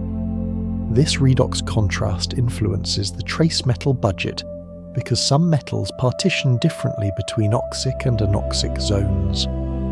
Iron and sulfur cycles become reorganized. Where anoxic conditions prevail at depth, sulfate reduction can generate pyrite burial. Pyrite burial represents another long-term sink for reduced matter, and this burial indirectly sustains high atmospheric oxygen, because each mole of reduced sulfur locked away is equivalent to free oxygen that remains in the air. Thus, forests indirectly influence the sulfur cycle, because nutrient-driven productivity and subsequent anoxia begin to promote pyrite formation in certain basins. The atmosphere responds slowly. Oxygen accumulates in stepwise increments bounded by geological sinks, such as oxidation of erupted basalt and weathering of exposed sulfides. But as forests expand, these sinks eventually saturate. Once easy to oxidize, minerals are consumed further. Oxygen production becomes more effective at raising atmospheric concentration. Land animals will evolve in this context. Their respiratory metabolisms will tie directly to this oxygen-enriched air. But in this specific narrative, only the geochemical logic matters. The atmosphere becomes strongly oxidizing. Lightning becomes more effective at igniting surface fuels. Fires can travel further in dry seasons. Fire regimes become part of the biomass turnover system. Fires may prune forests periodically. They may open patches in canopy mosaics. But they do not stop net carbon burial because the silicate weathering feedback continues. Rivers continue to carry dissolved silica, calcium, magnesium and bicarbonate to the sea. Marine organisms continue to build carbonate shells. Marine productivity remains high in nutrient-enriched basins. Organic matter continues to sink. Oxygen thus continues to rise. This transformation of atmospheric composition changes the radiative properties of the atmosphere. Oxygen itself is not a greenhouse gas, but the decline of carbon dioxide that accompanies these processes cools the planet. Cooling encourages feedback such as the expansion of high-latitude snow and ice. High albedo surfaces reflect sunlight. Cooling decreases evaporation from warm seas. Lower evaporation reduces atmospheric water vapor. Reduced water vapor weakens greenhouse trapping further. The Earth thus enters a more oscillatory climate regime, in which glaciostatic sea level changes become more pronounced because ice can accumulate episodically. The atmosphere then carries the legacy of forests as an oxidizing blanket. This blanket alters chemical pathways in soils. Iron oxidation becomes more widespread. Ferric iron oxides form in weathering profiles, imparting reddish hues to continental sediments. Soil geochemistry shifts in ways that reinforce rooting depth because iron oxides can influence aggregate stability. Thus, the rise of oxygen changes the color chemistry and structure of soils. In turn, these stable soils support deeper rooting networks. Those networks intensify weathering further. The Earth thus moves through a transitional state, where major planetary variables, weathering rate, nutrient flux, organic burial carbonate deposition, and atmospheric oxygen become coupled. Forests are not ephemeral patches within the system. They are drivers of these feedbacks. The interplay between atmospheric carbon dioxide, atmospheric oxygen, and global temperature no longer reflects purely volcanic forcing. Instead, biological forcing dominates. Roots, fungi, leaves, and wood cooperate to determine climate trajectory. The forcing is slow but persistent. It shapes the physical world at scales of continents. It determines the chemical world at scales of oceans. It governs the atmosphere at scales of the whole planet. Once oxygen rises significantly, the Earth moves into a new climatic regime. Higher oxygen allows larger animals to evolve. Cooler conditions alter vegetation zones. Forests expand and contract in response to glacial cycles. But the main geochemical direction, carbon burial and oxygen rise, remains tied to the existence of forests and their soils. The oxygen-rich atmosphere becomes one of the hallmarks of Earth for the remainder of Phanerozoic history. Its origin is tied to the quiet burial of carbon in floodplains deltas, inland basins, shallow marine shelves, and anoxic deep water shales. In all these settings, the hand that guides the burial of carbon belongs to forests. They do so by accelerating chemical weathering, altering hydrographs, modifying nutrient fluxes, stabilizing soils, and producing woody biomass that resists immediate decomposition. In this way, atmospheric oxygen becomes the clearest signature of the long-term impact of forests on the world. Cooling emerges from this cumulative carbon drawdown, and the climate system begins to express the new equilibrium properties that forests have imposed: lower greenhouse forcing, more vigorous silicate-weathering nutrient-enhanced organic burial, and a sedimentary engine that continually extracts carbon from the atmosphere. In this cooler state, seasonal cycles intensify in mid and high latitudes, because lower atmospheric carbon dioxide reduces radiative buffering.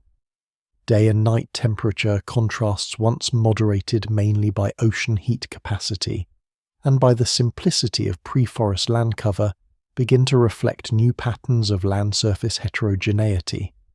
Forest canopies now create mosaics of shade and transpiration that modulate temperature differently in different regions. Cooling allows snow to linger longer in upland zones. In some mountain belts, snow patches persist through late spring or early summer. This persistence expands high albedo surfaces late into seasonal cycles, amplifying local cooling. Forests at mid-latitudes also drive different cloud regimes. Tall canopies release large volumes of water vapor, and this vapor influences cloud formation above forests. When temperature falls, the moisture capacity of air decreases. Condensation can occur more frequently at lower saturation thresholds.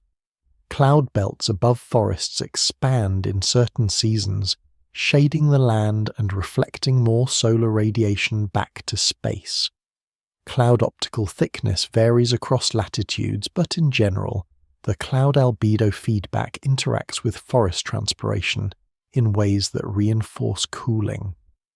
Cooling also alters the hydrologic structure of continents. Lower temperatures reduce evaporation rates at the sea surface, decreasing the total atmospheric water vapor inventory. This reduces the intensity of some storm systems in certain regions, while maintaining steady precipitation over forested basins, where evapotranspiration continues to feed moisture into regional air. River networks then show a hydrologic signature of cooler climates.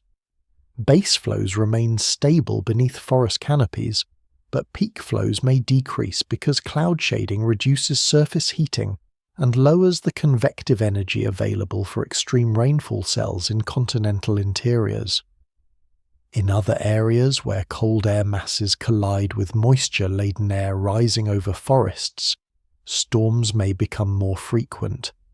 Thus, precipitation patterns reorganize geographically in ways that reflect the coupling of forest physiology and global cooling. Cooling also affects ocean chemistry. Colder surface waters hold more dissolved carbon dioxide, but because forests are continually driving new bicarbonate into the sea, the net carbon burial flux remains high. The cooler climate allows deeper penetration of oxygen in shallow waters, but stratification can remain intense in some basins, where salinity or density gradients are strong, maintaining anoxic conditions in deeper zones. Those anoxic zones support continued burial of organic matter. Cooling also influences nutrient cycling in soils. Lower temperatures slow some microbial decomposition rates in certain regions, increasing the residence time of carbon in terrestrial organic matter. Cooler soils can accumulate more carbon in certain forest belts, especially in areas with seasonal waterlogging. These peat-forming environments become quiet repositories of organic material that, when buried, become further long-term carbon sinks. Cooling shifts vegetation zones. Forest retreats slightly from high latitudes, but mid-latitudes remain forested as long as precipitation remains adequate. Tropical belts may see reduced evaporation, but still maintain adequate rainfall to support dense forests. Thus, spatial patterns of forest cover shift, but the overall forest area remains significant enough to maintain the weathering advantage. Cooling also rearranges biomes. Under cooler conditions, grass-like plants and ferns can expand in open areas, but woody forests still dominate the nutrient-rich basins where soil structure remains deep. The contrast between open plains and canopy zones intensifies as the climate system chooses which patches hold enough water to support tree cover. Cooling also feedbacks into weathering. Lower temperature slows chemical reaction rates, yet as forest roots penetrate deeper into fractured rock, the reactive surface area of minerals continues to expand. The dual effect is a balance between kinetic slowdown and spatial expansion. In many climatic zones, the expansion of reaction surface area outweighs the kinetic slowdown. Thus, weathering continues to operate at high levels relative to pre-forest baselines even under cooler climates. This keeps carbon dioxide on a declining trajectory. The falling carbon dioxide level also influences the biological pump in the ocean. Lower carbon dioxide reduces the baseline dissolved carbon in surface waters, altering carbon speciation and carbonate saturation. The ocean then becomes a more efficient carbon sink in some basins because carbonate minerals can precipitate more readily under moderate alkalinity and cooler temperatures. Continental shelf limestones reflect this shift. They thicken over time as carbonate precipitation remains active in many warm shallow seas. Meanwhile, the continental ice potential increases. If cooling progresses far enough, glaciers can develop at high elevations or high latitudes. Their formation increases albedo sharply. If long-lasting glacial conditions set in, they could accelerate cooling. These oscillatory interactions between forests, burial cooling, and ice formation define the first large biosphere-driven climate feedback in Earth history. Before forest climate could change from volcanism or orbital patterns, but vegetation held little leverage. After forest biology takes charge, the new climate equilibrium is not static. It oscillates in response to biological and geological triggers.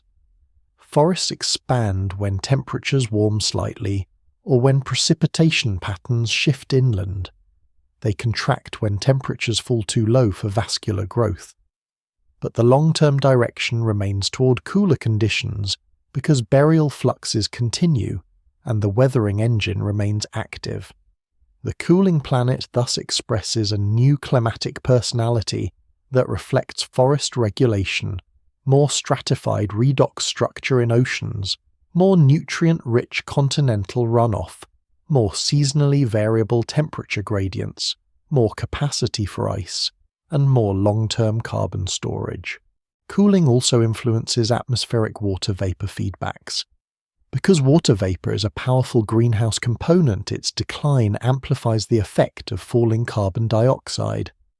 This secondary amplification allows a moderate decline in carbon dioxide to generate a larger effective cooling than would occur in a dry atmosphere.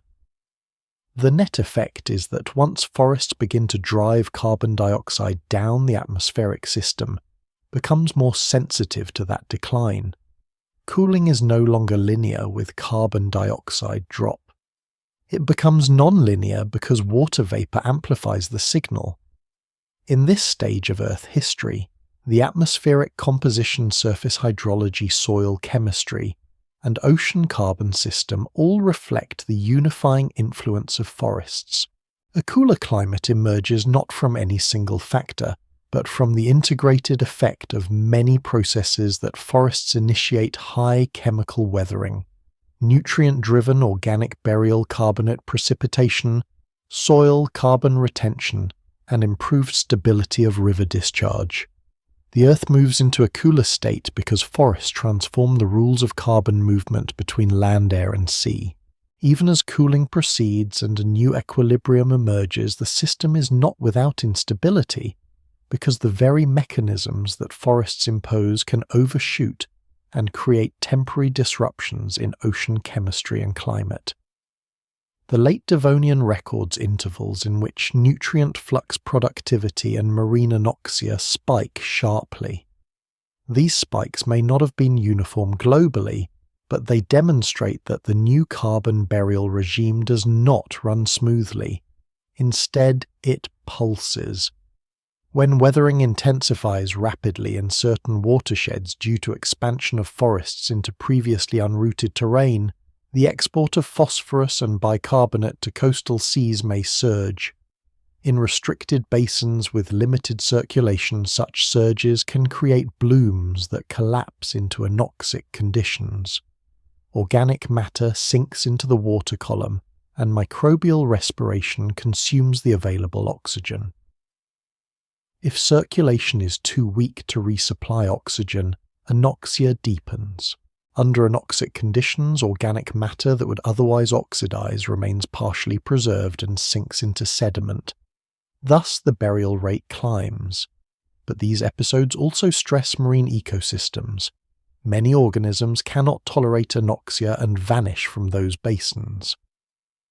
In the geological record, such intervals mark faunal turnovers indicating ecological disruption. Yet the burial flux remains high during these episodes. Forests also create uneven spatial distribution of weathering. Some basins receive more nutrients while others remain limited.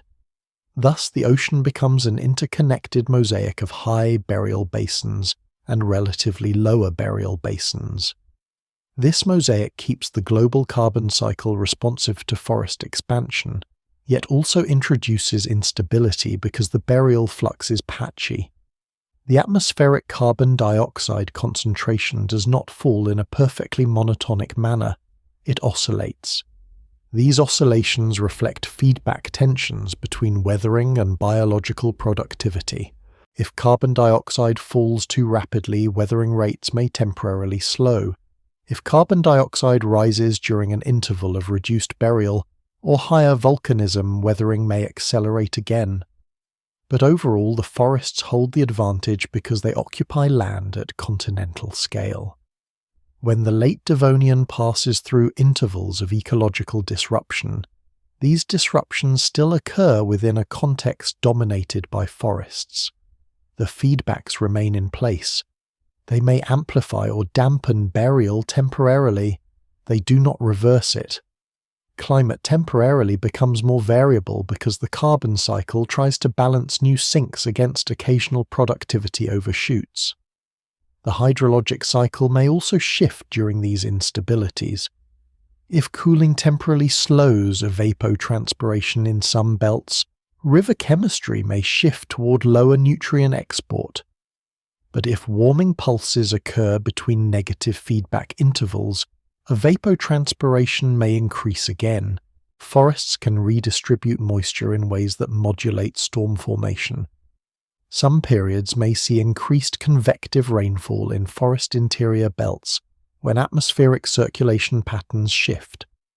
These changes feed back into nutrient delivery to the sea. So the climate system remains dynamic rather than locked at a single point. Instabilities can also arise because the burial of organic matter at high rates generates large volumes of reduced nitrogen and sulfur compounds within sediments. These compounds can influence nutrient recycling in bottom waters. If recycling becomes inefficient, nutrients may be trapped in sediments, temporarily limiting productivity in the upper ocean.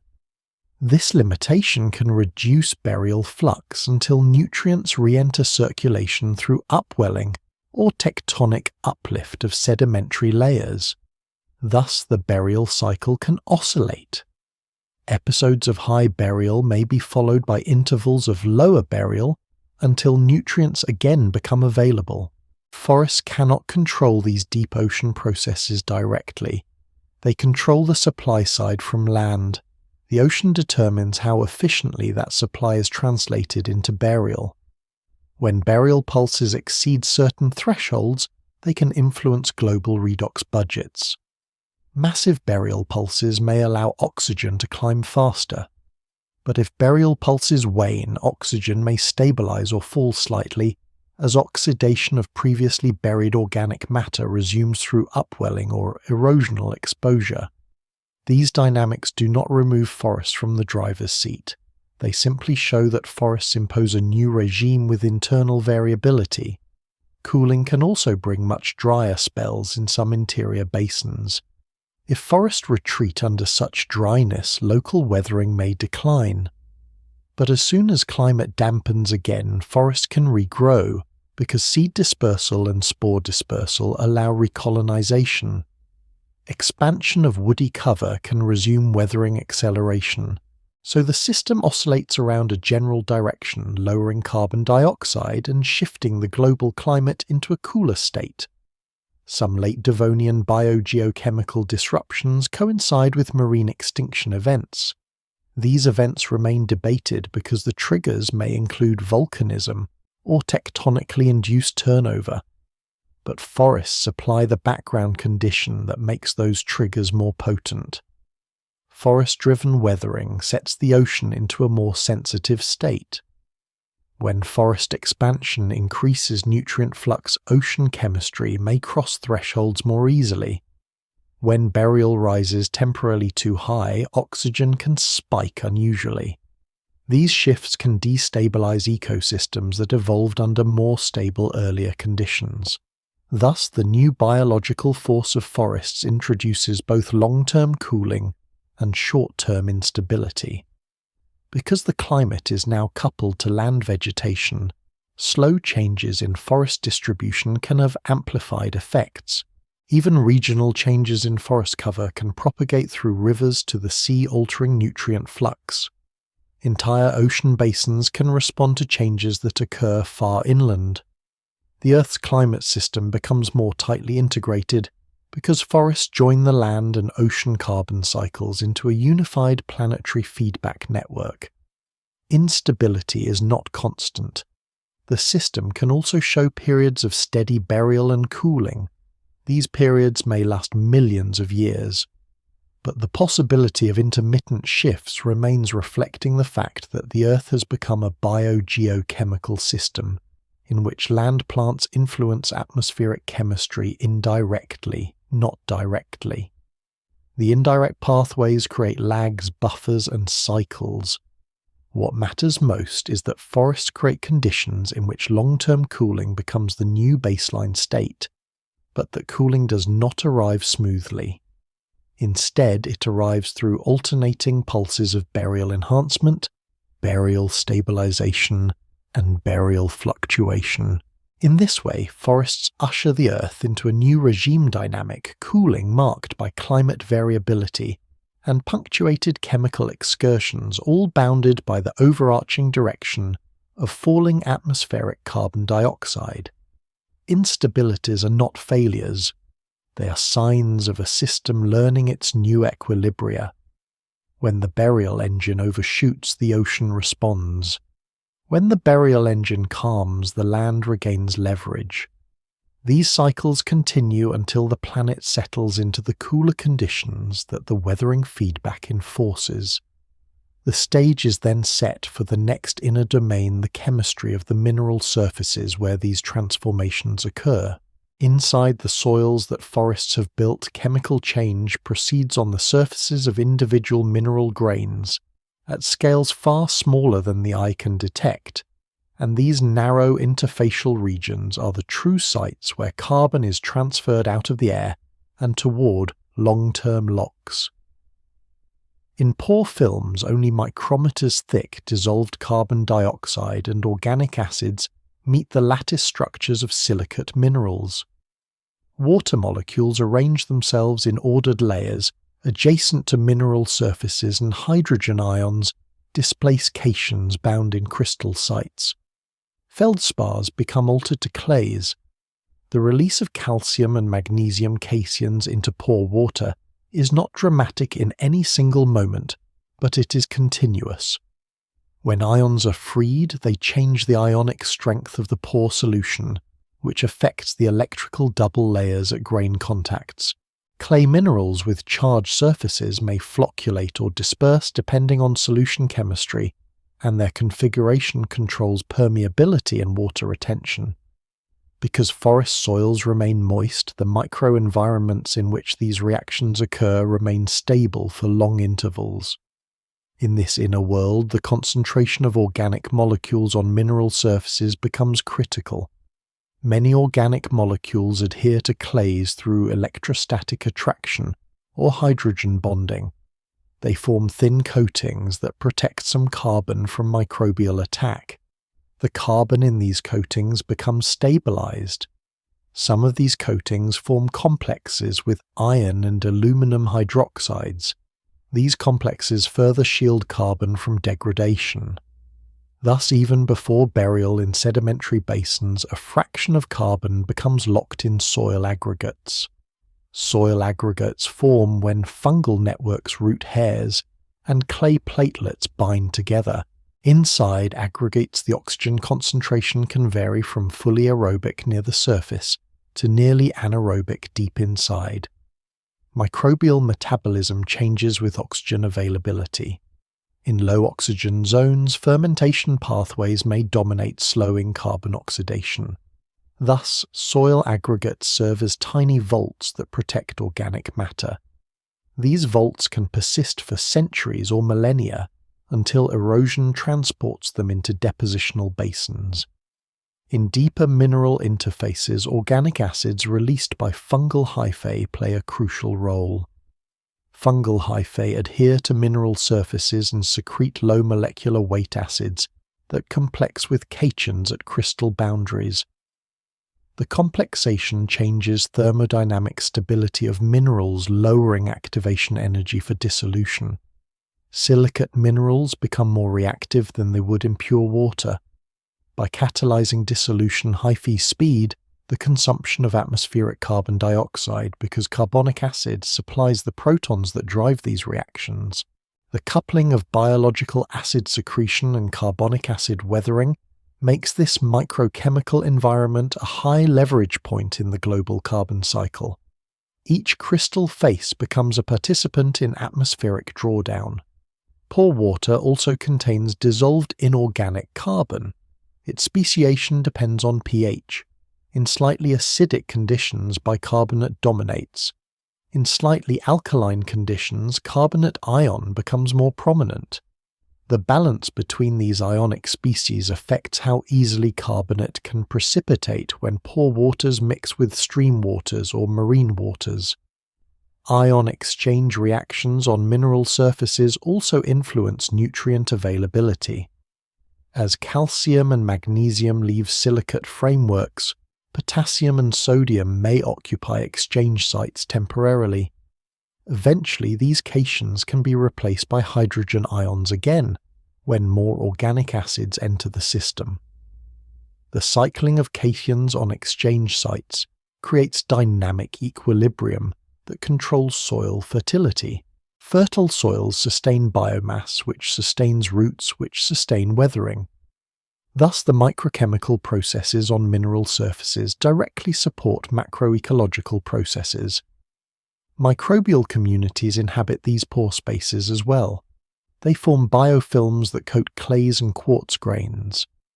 Biofilms modify water chemistry by excreting extracellular polymeric substances that can trap ions, alter pH, and slow diffusion. These slow diffusion regimes allow concentration gradients to persist. Concentration gradients increase reaction rates locally because reactants remain in contact longer. Within a single pore water droplet, the chemical environment can shift rapidly after rainfall as new dissolved carbon enters the soil column. As soil dries, diffusion slows and concentration gradients steepen. These drying, wetting cycles drive pulses of weathering. Over thousands of cycles, these pulses sum to large carbon dioxide consumption. When soil particles move downslope through creep or during heavy rains, they transport not just minerals but chemically altered surfaces into streams. Streams carry this chemically soluble load to the sea. Thus, mineral surfaces act first as reactors and then as couriers that transfer dissolved carbon to lower elevations. The microchemical processes are not uniform across all minerals. Feldspars weather faster than quartz. Mafic minerals weather faster than felsic ones. Thus, the composition of bedrock influences the magnitude of carbon drawdown. In basalt-rich regions, weathering can consume carbon dioxide more efficiently because basalt contains more easily exchanged cations. In granite-dominated regions, weathering may proceed more slowly, but forests expand weathering across both lithologies because root acids open pathways. Even resistant minerals weather faster when exposed to these microchemical conditions. Soil pore geometry also influences reaction rates. In fine-textured soils, pore spaces become tortuous. Water moves slowly. This favours long contact times. In coarse-textured soils, water moves quickly, reducing reaction times. Thus, soil texture modifies microchemical conditions. Regions with clay-rich soils may consume more carbon dioxide than sandy regions of similar climate. Climate itself influences these processes because temperature affects reaction kinetics. But forest microclimates moderate temperature at the mineral surface. The forest floor remains buffered. Thus weathering continues even when air cools. This moderation of microclimate means that weathering remains efficient through cooler periods, maintaining carbon dioxide drawdown during times when geochemical weathering might otherwise slow. Mineral surfaces also capture trace elements that influence catalytic processes. Iron hydroxides can bind phosphate, forming minerals that release phosphorus slowly. This slow release supports nutrient cycling. The retention of phosphorus on mineral surfaces ensures a steady supply for roots. Roots then release more acids, and the cycle continues. In deep soil profiles, multiple generations of mineral surfaces become coated with organic and inorganic films. Each generation adds complexity to soil chemical structure. These layers form archives of past weathering. Because they accumulate gradually, they reflect the long-term cumulative action of forests. At this small scale, mineral surfaces embody the mechanism of climate change. Carbon dioxide dissolved in pore water attacks. Crystals and the resulting ions travel to the sea. The soil mineral matrix is not a passive substrate. It is the active locus of climate transformation. Individual clay platelets and feldspar microfractures mediate the transfer of carbon between atmosphere and lithosphere. The deeper the roots dig, the greater the surface area exposed. The more fungal hyphae grow, the greater the proton flux at grain boundaries. Thus, the global climate reflects the chemical fate of micrometer films around mineral grains. These films are the engine that turns forest biomass into carbonate sediments. Invisible at human scale, these molecular interactions are the decisive architects of planetary cooling. Their persistence ensures that the shift from high carbon dioxide to lower carbon dioxide is not temporary. Instead, it becomes the long-term default of an Earth that has entered the forest weathering regime. As these microchemical transformations proceed within each mineral grain, the climate signal that forests impose becomes a planetary constant, and over millions of years the steady conversion of atmospheric carbon dioxide into buried carbonate and preserved organic matter drives the world toward the quieter conditions that define the early Carboniferous. With lower greenhouse forcing, the seasonal amplitude of continental climates deepens, and yet inside forest belts the moderating influence of canopy architecture supports persistent biological activity in spite of the global cooling. The Earth system by this stage does not simply host forest as organisms growing upon its crust. The forests and the crust have become chemically coupled. In this coupling lies an equilibrium that is distinct from earlier biosphere states. The atmosphere holds less carbon dioxide and more oxygen than before trees evolved.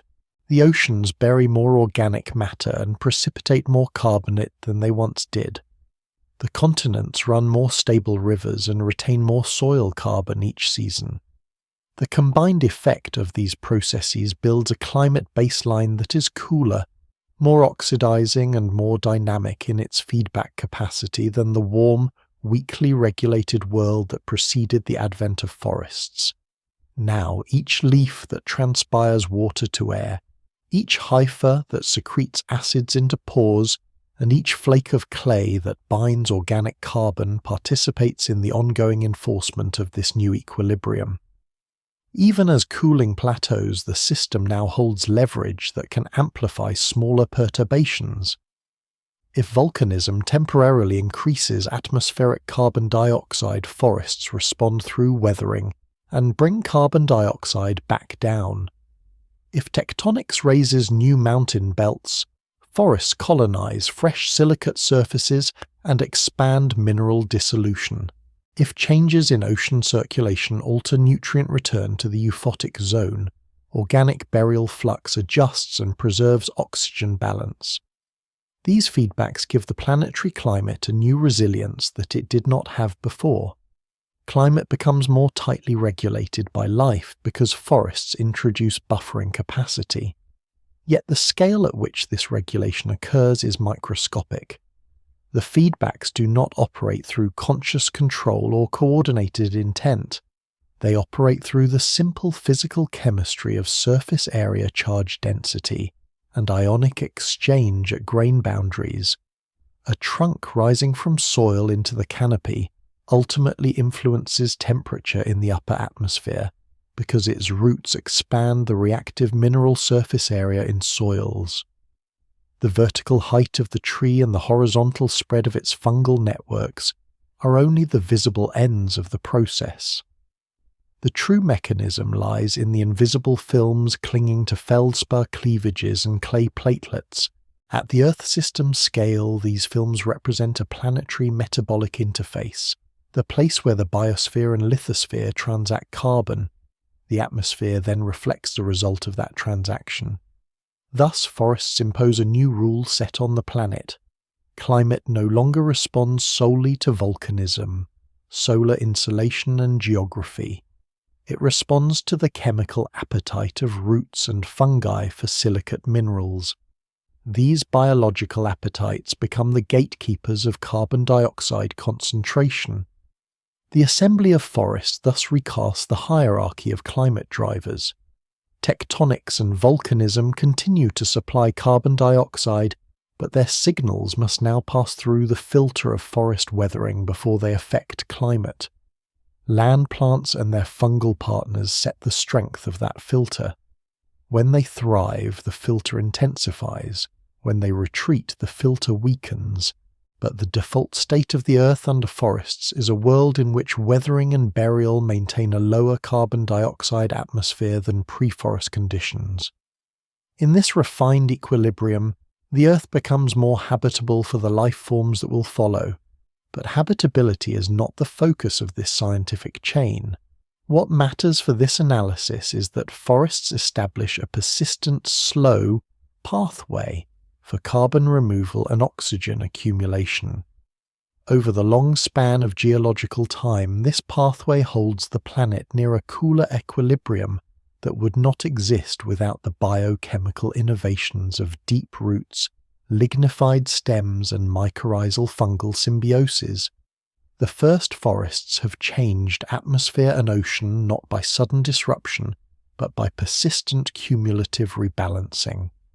The atmosphere now sits at a lower carbon dioxide level than before forests, and the oceans now bury more carbon than before. The continents now support soil horizons that store carbon between burial episodes. Each of these changes represents an interior endpoint in the planetary carbon cascade. All of them reflect the same cause. Forests have transferred a portion of atmospheric carbon into long-lived geological and sedimentary forms. The biosphere that existed before trees was unable to do this at scale. The biosphere that exists after trees cannot avoid doing it at scale. Cooling is the climatic consequence of this new carbon pathway. It does not arise from surface shading. It arises from silicate dissolution. It arises from pore water chemistry. It arises from the transfer of cations to rivers. It arises from carbonate burial in the sea. The quiet legacy of these forests is that the planet now holds a mineral archive of their work. Clay-rich soils preserve the imprint of their weathering. Carbonate platforms record their legacy in limestone.